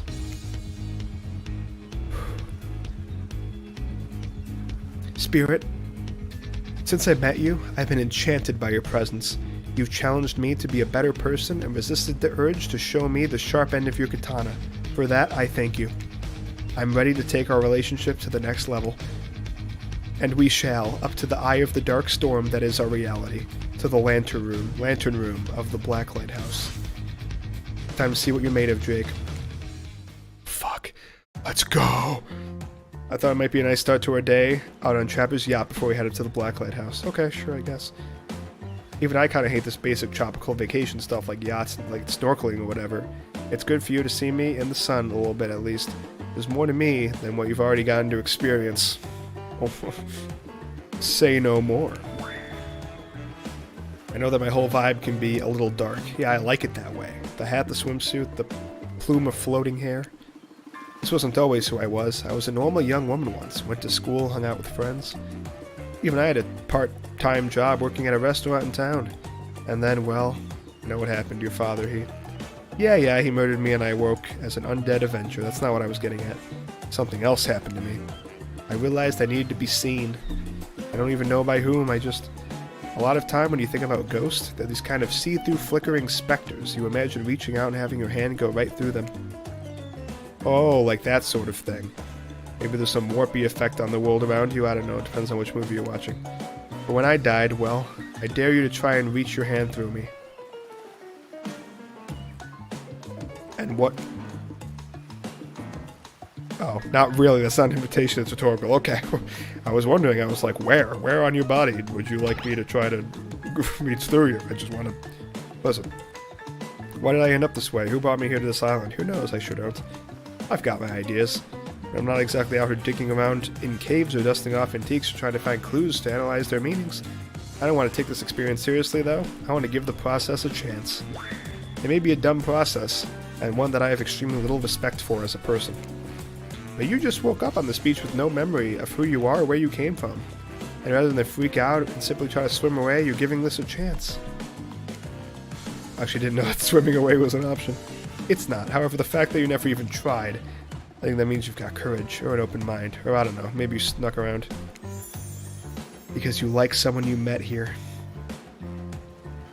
Spirit, you're so right. Maybe. While the two of you were getting floaty, the yacht pulled up to the shore next to the Black Lighthouse. Last stop, everybody off! There were other stops. Oh no, not of this trip. Of your life. Spirit rolls her eyes and leaves for the shore. I'm just messing with you. This was the only stop. Nobody here is looking out for our fun, so we have to make it for ourselves. But no, there are no other stops. Seriously, go. Wasted the poop deck, Dwight. The ship doesn't even have a poop deck. Oh, it will. What does that mean? As you disembark, you see Dwight and Claudette run giggling across the ship. Too bad you can't date those two. They seem like they know how to have a good time. Not interested, actually. Only interested in the ghost, actually. Believe it or not. You arrive at the beach near the majestic Black Lighthouse. Its imposing form towers above you. A flock of birds circle lazily, no sense of fear or urgency, as if circling a corpse that hasn't moved in ages. I'm excited about today, see? Spirit places her wrist delicately in your hand and presses your fingers down against her skin. It's cool to the touch, but you feel, is that the faintest of pulses? My blood is absolutely pumping. So what happens now? Now I show you something that no one has ever seen up close before. Well, no one who has lived to tell about it. We're going there. Spirit points to the top of the lighthouse amongst the circling birds. What's actually up there? Have you seen it? What the fuck are you doing here, Wraith? Get out of here! Hey all, how's everyone doing today? Certainly seems to be taking the whole elimination thing well, or maybe this is the opposite of that. Better not bring it up at all, I just hope he doesn't completely melt down. Hi Wraith, you seem chipper today. Something strange is definitely going on with this guy. Well, something else strange, something different than what's usually going on. Wraith takes a deep breath, sucking in the ocean air like it's the greatest air that he has ever been sucked. That is it, what? Jake, thank you. Thank you for choosing someone, anyone, else to go on a date with today. Alone again, forever. This is how I was meant to be. I feel alive. Are you done? We're kind of, on that date you just mentioned. I'm glad you're feeling better, Wraith, but like you said, we're in the middle of something, you mind? Oh, right. So what you doing? Heading up to the eye of the lighthouse? I love it up there. You can really see the whole island from there. In fact, Spirit, I thought you said no one has been up there and lived to tell about it, but this sounds exactly like telling about it.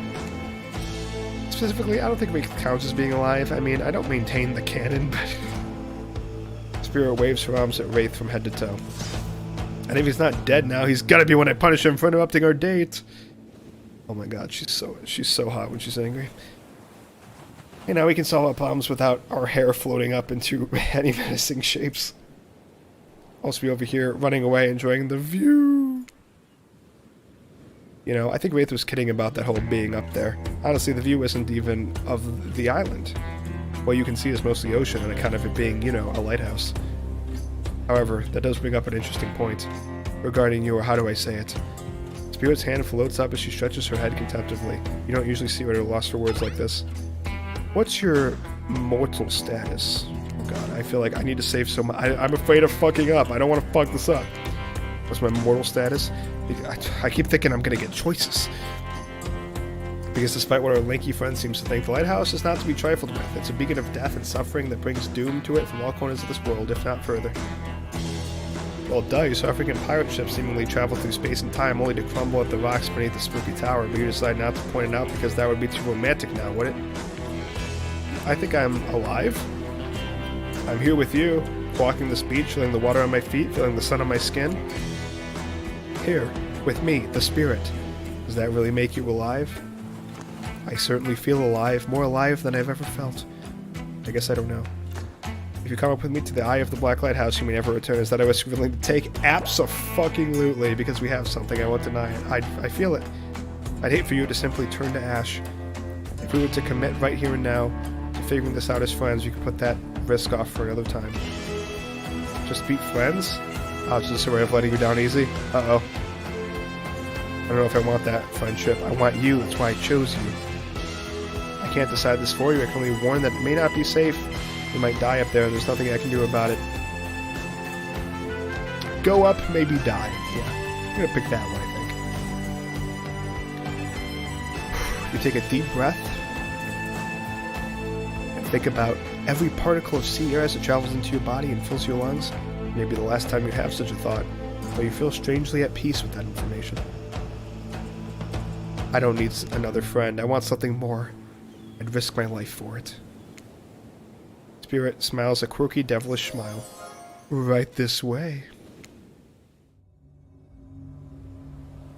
Inside the lighthouse is almost pitch black. It was seemingly day when you stepped through the door, but inside this place is like a void. The last thing you see as the final rays of sun leave you is a horrible sight, a petrified body laying on the stairs, reaching not up but down, as if it had been crawling. Watch your step. The things we do for love. When you arrive in the lantern room at the top of the black lighthouse, you breathe a sigh of relief. The light is out and seemingly defunct. Dust cakes the room as though it hasn't been operated in a century. However, somehow, it was just morning a moment ago, but now it's night? What do you mean a moment ago? We've been standing here looking out over the ocean all day. I've really enjoyed the peaceful time together with you, taking in the view, standing in complete silence for hours. It was kind of my perfect date. Oh, okay. Really don't remember that. I just called it the perfect date and you can't be bothered to remember it? What kind of game are you playing with me? I want to remember, it's just that for some reason my mind is completely blank. But hey, I'm not dead. Oh, you're already dead and have been this whole time. That's true. Maybe we'll never know. It doesn't look like the light is working. Even turned off, the light has a power to it. The massive lens refracts moonlight through itself. A subtle sparkle that has a hypnotic effect. Maybe that's where the day went, staring to this light as the sun fell and the moon rose. Thanks for spending the day with me. I had a really good time. That's it? Don't get me wrong, this is really cool and all. I guess I don't know what I expected. I suppose if you thought we were walking into your death and nothing happened, it might feel a bit anticlimactic. Sorry, anyhow, it's time to go. Here, let me just flip on the light for the staircase so it's easier to get down. The stairs look pretty dark. Maybe Spirit is interrupted by a strange hum, and then it becomes frighteningly clear to you. The switch wasn't for the stairs. It was for the main lantern. A lantern that is now beginning to power up. The faintest smell of burning begins to reach up to your nose. Oops, it looks like maybe that switch wasn't for the stair lights at all. Now we see who was really alive and who was really dead, I suppose. It was bound to happen sooner or later. You slam your eyes closed, hoping that somehow not looking at the light itself will protect you. Not sure I see the logic in that, but if it is magic, it kind of defies logic. I want to see it, but, well, I'm a little scared. Don't look directly into the light. Open your eyes and only look at me, and I'll keep you safe. Okay. What the fuck? What the fuck? Okay, yeah. Okay.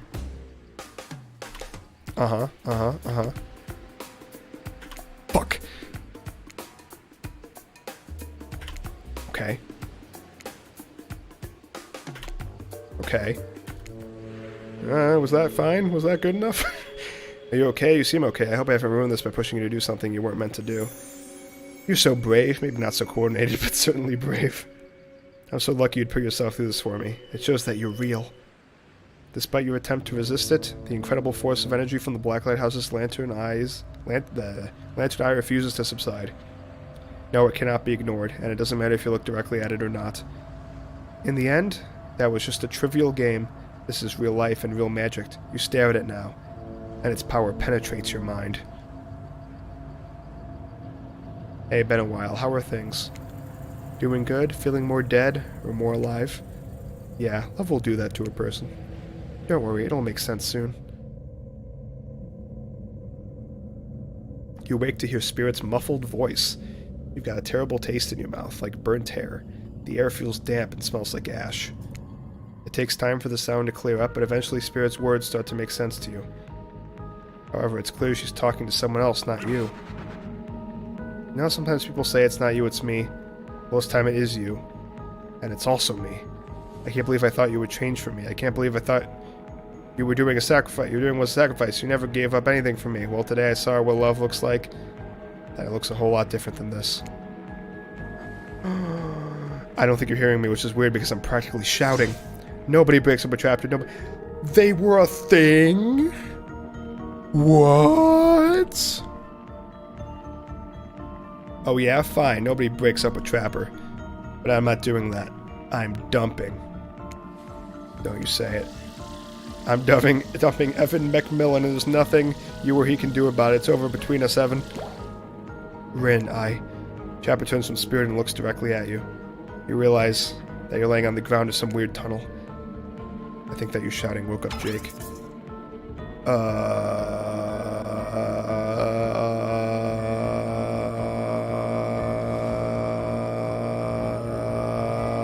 Say something. I'm sorry, I think I interrupted something very personal and also quite scary. I swear I wasn't trying to listen in, but I heard a lot. Probably not everything. I think I woke up in the middle. What did you hear? Just you dumping Trapper. We were never together. I mean, we were together. Wink, wink, wink. I know you're wearing a mask, but we can see your eyes. You don't need to say wink, wink, wink out loud. Another reason I might have to dump you. I'm right to have dumped you. You did not. It was mutual. The jig is, as they say, up. They know you're awake now and you're going to have to deal with this awkward situation head on. Clearly I shouldn't be here. You two are having a very personal conversation that I don't need to be involved in. I don't even know how I got here. Not here on the island or here in this creepy tunnel. As far as this island goes, your guess is as good as mine. As far as this tunnel goes, we brought you here. We? You and Trapper? But after the lighthouse came on, you blacked out. On your way down, I thought you might have hit your head or something. It's hard to tell what blood is new or old around here. Either way, I wanted to get you someplace safe, so I asked Trapper for help. It's not that I can't carry you, I just didn't feel like it, you know? I hate anything messing with my shards. Trapper, on the other hand, he loves nothing more than having an unconscious body draped over his shoulder. I could have asked Claudette and Dwight for help, but I don't trust them. But you trust Trapper? Like and trust are two different things. You might think Trapper can be a real jerk and you'd be right, but you get what you see with him. We brought you down here because we're the only ones who know about this place. It's part of an old tunnel network that connects different places on the island. Wraith, what are you doing here? What's up, guys? Talking island mystery is my favorite topic. I was just in the neighborhood, so I thought I'd pop in. Trapper, you said this place was private. Don't look at me, I didn't tell him about it. Half of the appeal of the spot is getting away from people like him.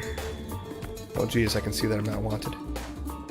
So you three a throuple now? Or, because I gotta say, I really didn't get the whole Trapper spirit thing, but hey, if it's not my business, I don't stick my nose in it. We were not a thing. Nobody traps the Trapper, not with traps or with relationships. And you do realize you're sticking your nose in our business right now, right? Wow, so hostile. If you don't want to talk about it, just say so. Anyhow, so has some very interesting features. If you head about 50 meters down that way, you'll find... Get out!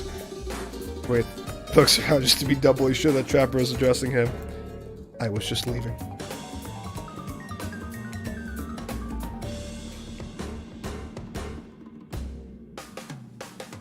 This island.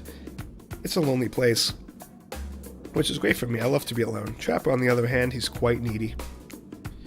And after a lot of pursuit, I finally let him catch up to me, and it became, well, I don't want to call it a relationship because somebody really didn't want to have that talk, but we were more than friends. Well, I see. I see, okay. I see how it, okay, yeah, sure. I dispute the events as told. For the record, I don't pursue, I stalk, and I lie in wait. Seeing eye to eye was not one of the things we were good at. So I hate to ask, but did I just look into a refrigerator-sized death lamp? So I guess I'm more of a glutton for punishment than I thought. What were you good at? Well, for starters, excuse me, I'll take that question, thank you very much. If you know anything about me now, is that I'm on a quest for revenge. Exactly, what you might not know, Trapper is like a great classical maestro of revenge. Trapper blushes behind the mask, that's one way to compliment a killer. Revenge against friends who had turned their back and betrayed him. Revenge against his father for making him into a monster. Revenge against a barista who wrote Ewan on a cappuccino knowing his name was actually Evan. For someone who thinks about revenge as much as I do, Trapper is an inspiration. But they say to never date your heroes. Do they say that? Good advice, but I don't think that's the saying. And then you came along, Jake. You showed me that it's okay to be lost, to feel pathetic. To push on when you have nothing real to offer anyone. Wow, okay, Jesus Christ. Please, man. I'm not sure where you got all that from, but okay. You held a mirror up to my own doubts and fears and showed me that they aren't everything about me, that I can embrace those things and not be defined by them. You showed me that life after death can be more than just an obsession with revenge and mind-blowing sex on the ground in a dark cave or a dusty old tunnel. Okay, you don't need to get that descriptive about it, okay? Jeez. Trapper nudges you in the ribs with his elbow. Gross, clearly appealing to Trapper's better features has been a winning strategy for dumping his ass. It seems to be taking it quite well. Okay, alright, no, it's fine. It's all good. This whole half-ass dating show parody thing. At first I thought it was a lame... First I obviously thought it was a lame idea. What kind of moron thought there was an audience for this? But then we spent some time together and I realized there's actually something actually real here. And I don't want to give up on it. I don't want to give up on us. Listen, Jake, while you were knocked unconscious by some minor head charmer like a total weakling, Spirit confided in me that she has real feelings for you. I took it extremely well, naturally, because I trust her and value her opinions. That doesn't mean I trust you. If you want to get to her, you have to get through me first. By passing Trapper's Test, trademark, coming to Behavior TV, Sundays at 8 p.m. Okay. This seems like a save moment. Welcome to Trapper's Test. Answer my questions directly or die by my blade. Okay. Question 1. What is Spirit's real name? The one given to her by her murderous father, which she only lets her real friends call her. Well, that's easy. That would be Rin. Okay, you got that one. Don't celebrate yet. Question 2. What lives inside Spirit? Oh, fuck. Oh, shit. A dragon. Yeah, hell yeah. Question 3. Where did Spirit work back when she was an old college girl? A restaurant. I know, to think I would date a waitress. Don't tell my father I had her mingled with a help like that. He'd be so disappointed in me. Jeez, Trevor. Question 4. What's Spirit's favorite color? Black. Are these questions largely superficial? Sure. Maybe I didn't get to know Spirit that well. Maybe that's why she dumped. Maybe that's why it didn't work out for us. Who knows? Question 5. The final question. You got this, Jake. According to Spirit, what's worse than being dead? Oh, fuck. I don't know. Oh, shit.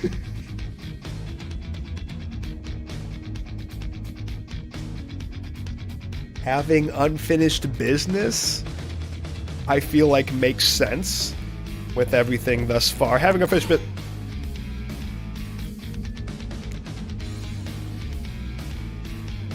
Look, you got really close. I want to take a moment to applaud you for doing so well until now. But that's not what happens when you get a question wrong on Trapper's Test. Say hello to my little blade. If death wasn't bad enough, the last word you hear before Trapper's weapon splits your entire body in half is an extreme blade catchphrase. Achievement unlocked, the Trapper's Trophy. Well, that's my second death.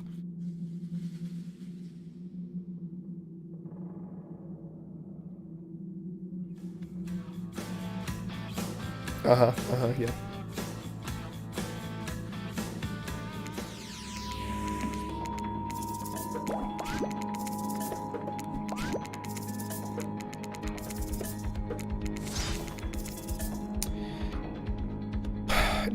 Not being seen for who you are. When I pitched Trapper's Test to the suits at Behavior TV, they told me there was no room in the budget for a new car to be given as the final prize for winning. So I killed them all right there on the spot. While killing them didn't solve any of the budget problems, it sure did feel good. I'm telling you to A, to brag, and B, to explain why the only thing you're going to win is me saying, congratulations for passing Trapper's Test. Not that it was some huge challenge, I mean the woman obsessed with the giant light that shines in the dark has a chip on her shoulder about being seen, go figure. You probably guessed, but rules are... Okay, listen, you don't have to rub it in for me getting it wrong the first time, okay? So I guess if I approve of you dating Spirit or whatever, I never really cared in the first place. I was just hoping you'd slip up and give me a good excuse to wear my blade with your blood. Well, good thing that didn't happen. Maybe I'll find a reason tomorrow. For now, you two have fun and wink, wink, wink, Trapper out. I'm sorry you had to endure that. No, it's fine. What, 5 measly questions? It was nothing. Yeah, it was nothing. Especially not that last one. Not even that, as ridiculous and unnecessary as it was, the whole thing. The waking up in a random tunnel, the overhearing argument, the news that Trapper and I had something going on, and that stupid quiz, all of it. Especially the whole Trapper out catchphrase. It's only because I actually like you. None of it would have happened if I didn't. That's great news. And I like you too, Spirit. Please call me Rin. Okay. Rin. I didn't really feel like our lighthouse experience was completed. There was something I wanted to show you. Yes. Alone up in the lantern room of the tower. Get your mind out of the gutter, Jake. It's not the kind of game. What? It's not that kind of... What do you mean it's not that kind of game? Okay. What's that? Hold on a moment. I'm being told, no, wait, it is that kind of game. Disregard the good account. Okay, good. That's what it... Now we're talking. Okay. Did I skip a piece of dialogue there? Well, whatever. Come back up there with me. There's no place I'd rather be.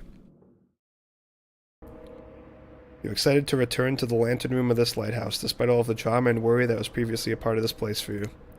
More importantly, you're excited to be there with Rin. Her name's Rin. Which makes it all the more crushing. When you're interrupted by the arrival of Claudette and Dwight, and then I take out a gun and I shoot both of them in the head on the spot, is what I would like to do right now.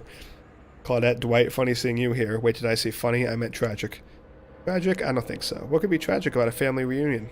There's always joyous occasions in my experience. Before they can explain what that's even supposed to mean, the lighthouse begins to howl a low, frightening sound. The lens begins to glow in a now familiar way. You prepare to shield your eyes in case something bad happens to you again. Now isn't the time for any reality show adjacent shenanigans, Dwight, Claudette. Shield your eyes. We don't know what the lighthouse will... Now, please don't interrupt. I think after all this time, you know that we have your best interest in mind. Wait, what? No, of course I don't think that. I got wax in your ears, friend. I ask you not to interrupt. Too late. The black light flares. In the darkness, you see something horrible and strange. In the place of Claudette and Dwight are two ghoulish silhouettes. But before you can focus on them, the light passes and the two survivors are returned to their normal states. It's breezy up here. I should have picked a sweater. What in the hairy hell? Hey, watch the language. You shouldn't speak that way. Whoa! Around your elders. Grandpa? Okay. My little Rin, you're such a woman now. They grow up so fast. What? Jake, meet Grandpa Kazan Yamaoka. Well, technically not just Grandpa. Technically he's my great-great-great-great-great-grandpa, but that's a lot of greats to say in a row. I haven't seen my little Rin since I watched over her from the afterlife when she was just a little girl. And I expected you to say... You all to say the greats. It's a matter of honor and respect, except Rin. She can do whatever she wants. She's my precious little angel, but you... Oni stares at you with his demonic red eyes. You're pretty sure even the decorative third eye on his mask is looking at you.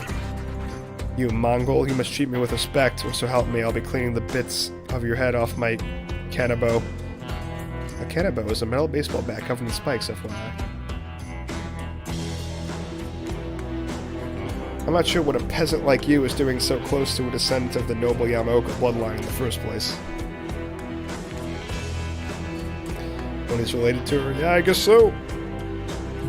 Dirk, Claudine, explain what's going on to me. It's Dwight, sir, and Claudette, remember? We explained to you that we were going to come meet with your great-great-great-great-granddaughter's suitor, and to give or withhold your approval. 5 greats! Great-great-great-great-great-grandfather, sir, your honor, master, sir. Right, he's a samurai, not a judge. Grandpa, they must have summoned you here because they think you have great judgment, and because if they summoned my father, I would be too distracted by torturing him for all of eternity to continue with the rest of the whatever this is, show, game, experience. Ah yes, that makes sense. Only a man of my own power and magnitude can help. Self-important much? Nice to meet you, Kazan. Kazan. Only my friends and family call me Kazan. Those who tremble in my fear at my presence call me Oni. Well... Oh, we'll be family soon. You're seeing a serious resemblance to Trapper, not only the sheer size of the man that Oni is, but also his attitude. Apparently, Spirit has a type. What do you mean Spirit has a type? He's her great-great-great-great-great-grandfather. You sure you can or want to measure up to that? Well, we'll see. It dawns on you that, wait a second, maybe you do resemble Oni. Every time you try to look at your own reflection, however, you become dizzy and confused. Okay. This definitely deserves more thought, but now's the time to consider the fact that you might be some kind of hulking vampire with the first ever case of self-blindness. There's a massive samurai mad dodging you from 2 steps away. Well, you don't scare me at all, so I'll stick with Kazan. Peasant! I realize now the true purpose of my visit is to extinguish your light. Honey waves his katana in the air at you menacingly, like great-great-great-great-great-grandfather, like great-great-great-great-great-granddaughter, apparently. Hold up there, Grandpops, not so fast. You're only supposed to kill them if they deserve it. First you should get to know them a little better. Young people these days always wanting to kill people, insisting they must deserve it. Always waiting to kill people. Back in my day, you did what needed to be done because your nobility depended on it. In his day, for such an imposing presence, he sure gives off serious old man yells at cloud vibes. You see, when I was a young man, we didn't have foreigners in our land. It didn't need them. We had an abundance of culture already. A little too much, if you ask me, but I didn't make the rules. The rulers did, exactly how it should be. Literature, art, commerce, theater, fashion, poetry, puppet shows, ghost stories, courtesans, gambling, fighting, fine dining, fast food, public executions. What were we talking about? Spirit giggles at her great... Okay, I'm not saying others every time. At Oni's forgetfulness, you wonder, does she even like this guy? She sure hates her father, so... Listen up, old man. We don't have time for you to list off every activity available to a samurai in the entire of the Edo period. Silence, peasant. You're showing your ignorance. Samurai were forbade from many activities that befit the Bushido code, such as attending certain theatrical performance. For instance, sometimes, however, a samurai would put on a disguise in order to seek out entertainment. Now, I'm not saying I did that because I had honor and body built like an entire castle that is quite hard to hide, but clearly you have neither my honor nor my physique. You don't even know about the ins and outs of the shifting rules of traditional Japanese samurai etiquette, you fool. He's right. Ren, what would you want with such an uneducated admirer as this? You find it hard to believe that any contemporary person knows all that much about who was and wasn't allowed to do leisurely activities over 100 years ago. Therefore, you're really not sure how to handle this massive demonic old man.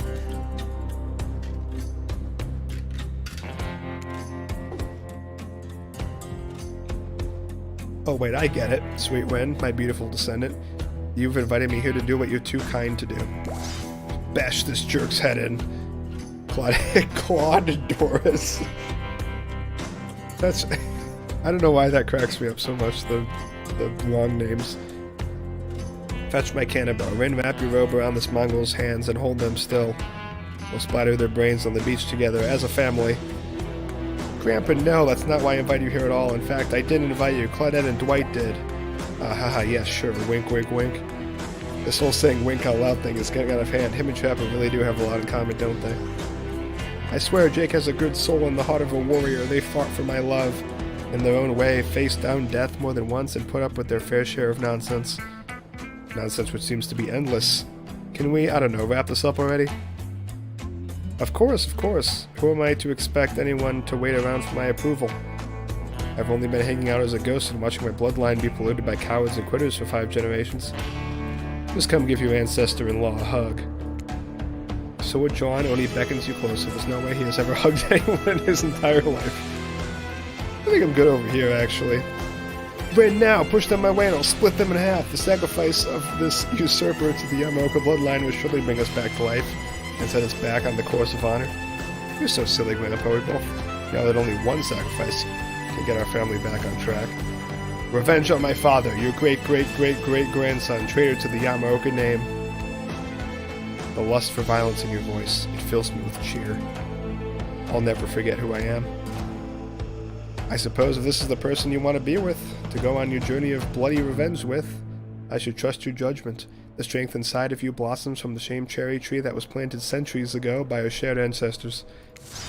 And if Jake ever treats me poorly, you have my word, on our family's honor. I will wield my katana and gut them like a fish. I would never treat you poorly, Rin. So, no need to worry about that then.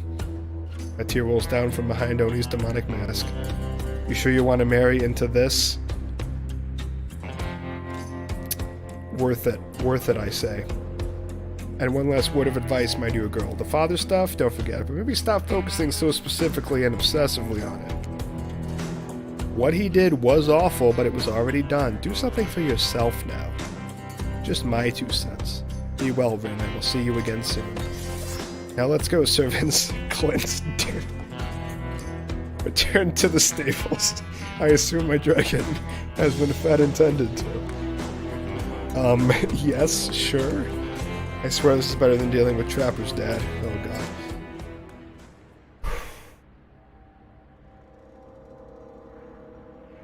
sorry if I was disrespectful of your great-great-great-great-great-grandfather. He seemed like a very special man. I realize I will never measure up to someone like that, a warrior with a hell of a fashion sense. I mean, that mask. Don't worry, I would never expect you to, or want you to, really. If all I wanted was the biggest brute alive, I'd be down in Trapper's Cave right now, avoiding his vintage bear traps. But that's not the life I've imagined for myself. This sense of abstract duty, anger at a world changing around me, a lust for blood, that's no way to live. And yet, as you know, that is the Yamaoka way of life. Forever, I'm cursed to battle against the dragon that lives inside me. Or at least maybe I was, until now. Call me the Dragon Tamer, baby. I am so smooth. You haven't won this game yet. Please don't ruin it. I haven't? Come on. It's almost midnight over here. Jesus. So I have no idea where that came from. I think we've spent enough time in this lantern room. We should get back to the beach. The moonlight sets a romantic mood as the storm clouds roll in and surround the black lighthouse. You know, the sun might have set, but if we wait long enough, it will rise again. Spirit removes her sheer robe, showing you her strappy black bikini. Her pale skin glows under the light of the moon. Maybe you could help me get a head start on applying tomorrow's sunscreen. Sure. Again? I mean, yeah, of course. Last time was, well, I definitely felt more connected to you afterwards. To be totally real with you, I kind of just asked you as a goof, but I really enjoyed it.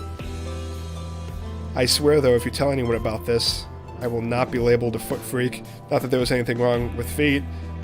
It's just something that kind of attention really gets people talking. Oh, don't you worry. I am right there with you. It's like we were made for each other. Steady, steady. Oh,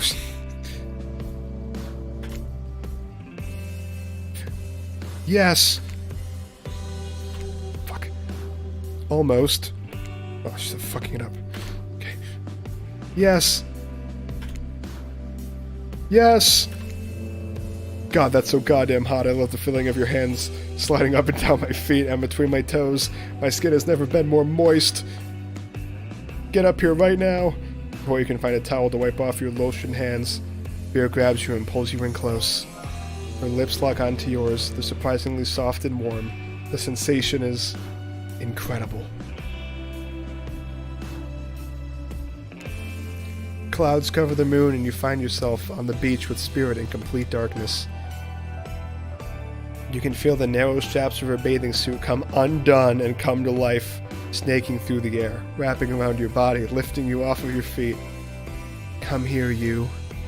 So this is what it feels like. To fly! As Spirit pulls you close, you feel bits of glass pressed into your flesh. Pain and pleasure mix and wash over you like the ocean. Salty air stinging your skin as you writhe against your undead lover. The lighthouse howls.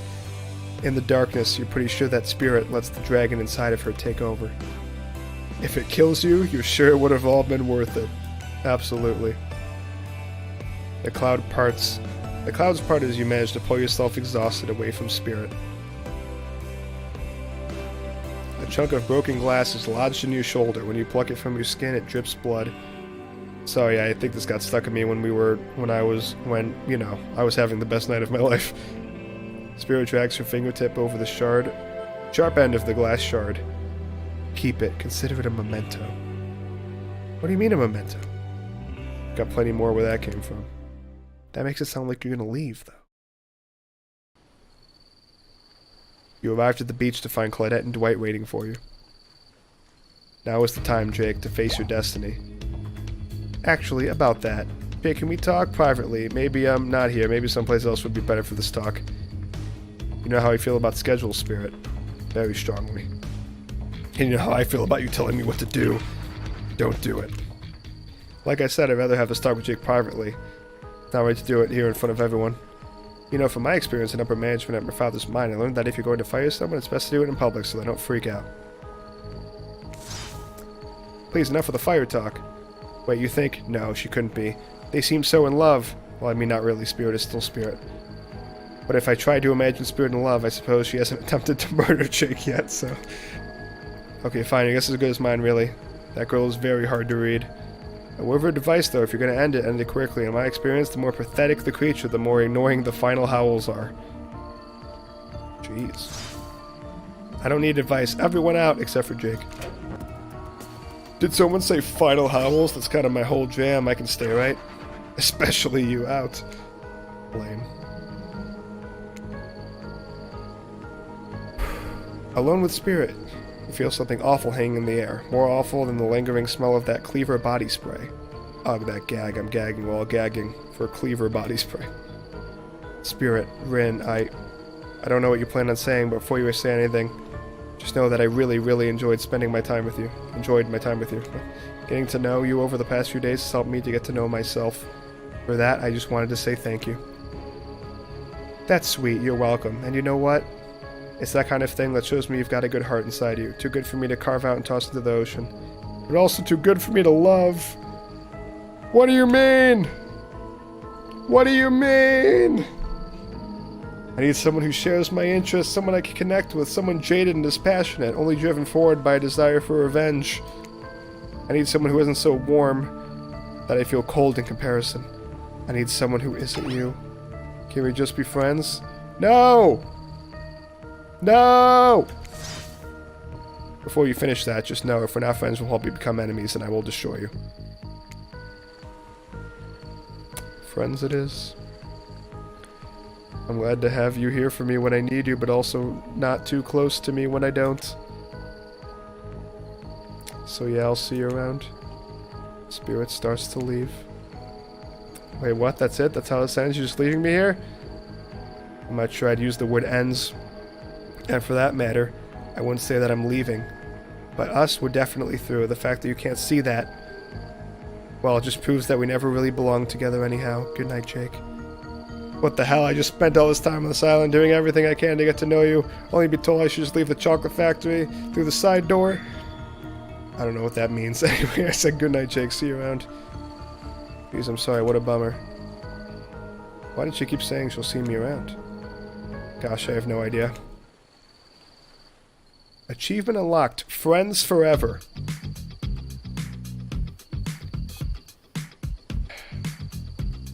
And so my precious killers lived happily ever after. As they should, learning to love themselves first and foremost, whilst trapped in a never-ending cycle of torture of my design. Wait, did I just spoil my true identity? You made it this far, you should probably know that. I'll have to play again to find out more. Goodbye, Jake. See you later, and again, and again, and again. Forever. No. No! No! No! What do you mean? What do you mean? This can't be. This is a travesty. No. No, I don't accept. I don't accept.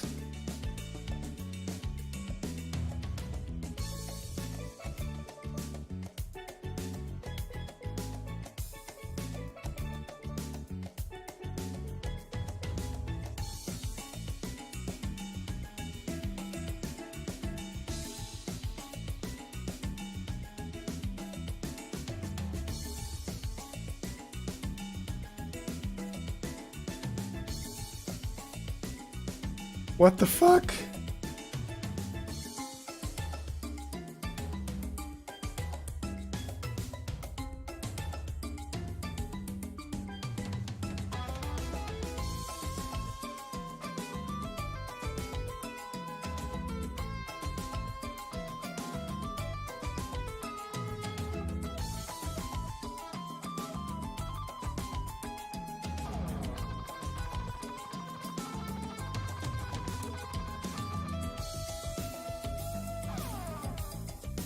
At least just let Roxy away, she's a body pillow. I mean, at least I still have Roxy, yeah, it's true.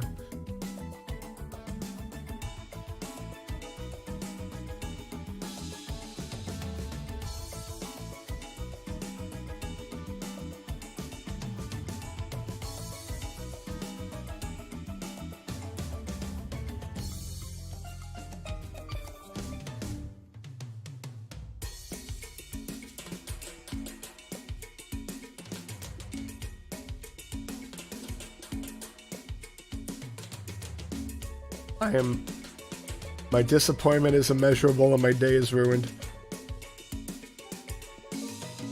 I just got rejected on Valentine's Day. God damn it. God damn it.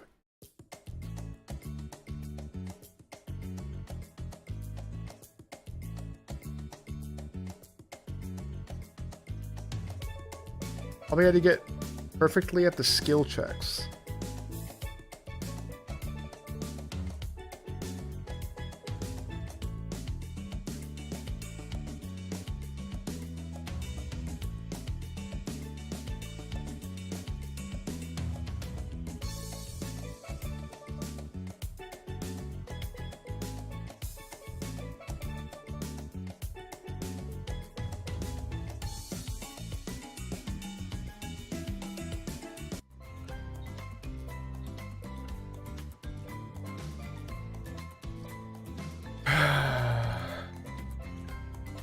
Is this game free? No, it's not. It's on sale right now, I think. I think I bought it on sale. It's on Steam. It is, it's normally $10. It's 40% off. It's $6.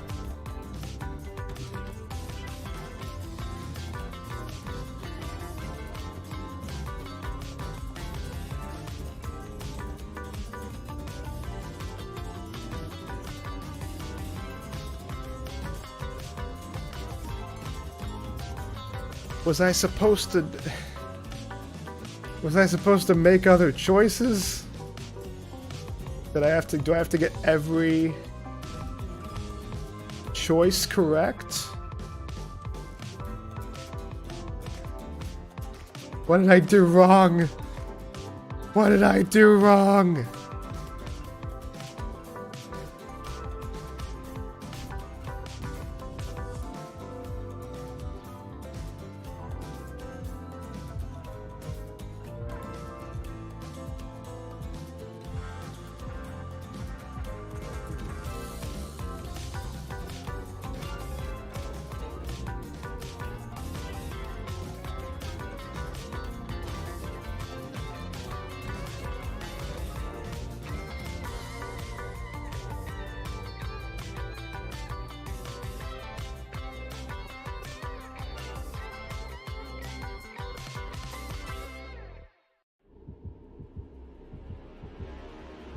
I am attempting to look up what I did wrong right now, in case that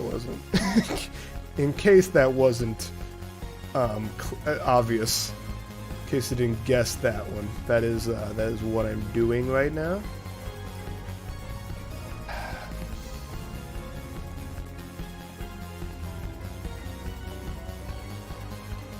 I'm so heartbroken. Would you say this was more or less sad than DDLC? Well, I didn't play DLC on my own. I only saw Let's Plays of it. So for me, this was so much more of a crushing disappointment. This was way sadder than DDLC for me. I mean, I like Yuri and all, but...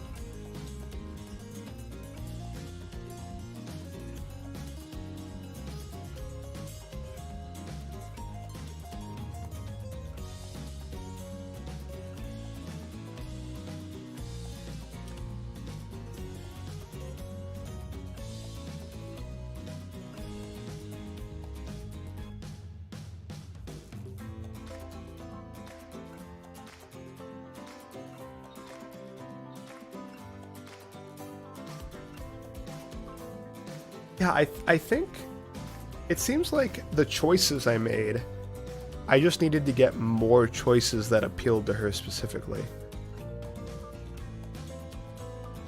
Also, apparently, one of the mini games you actually don't want to get all perfect on, because then Trapper will like you more, but if you don't get perfect on it, then Spirit will like you more? Or something? There's a lot of nuance here. Oh, man.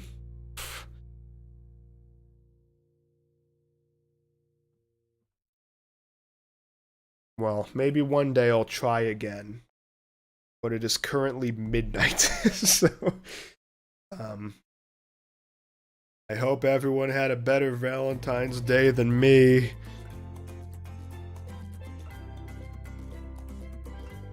Oh, I'm supposed to link my account. Do I even have a behavior account? I don't even know if I have a behavior account. Why would I have a behavior account? I mean, maybe I have a behavior account.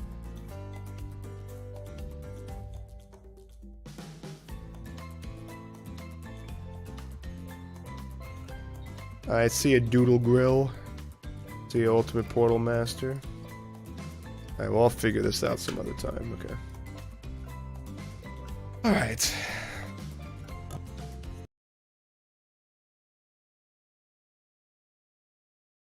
I might stream tomorrow. I have a few different ideas of what I might stream. Not sure which one I'm going to go with yet, so we'll see. Or maybe I won't stream tomorrow.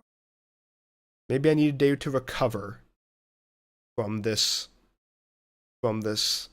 heartbreak. Okay. But I probably will. So anyway. Get an outfit for Jake. Okay. Yeah, Jake, my favorite character. I play as him all the time.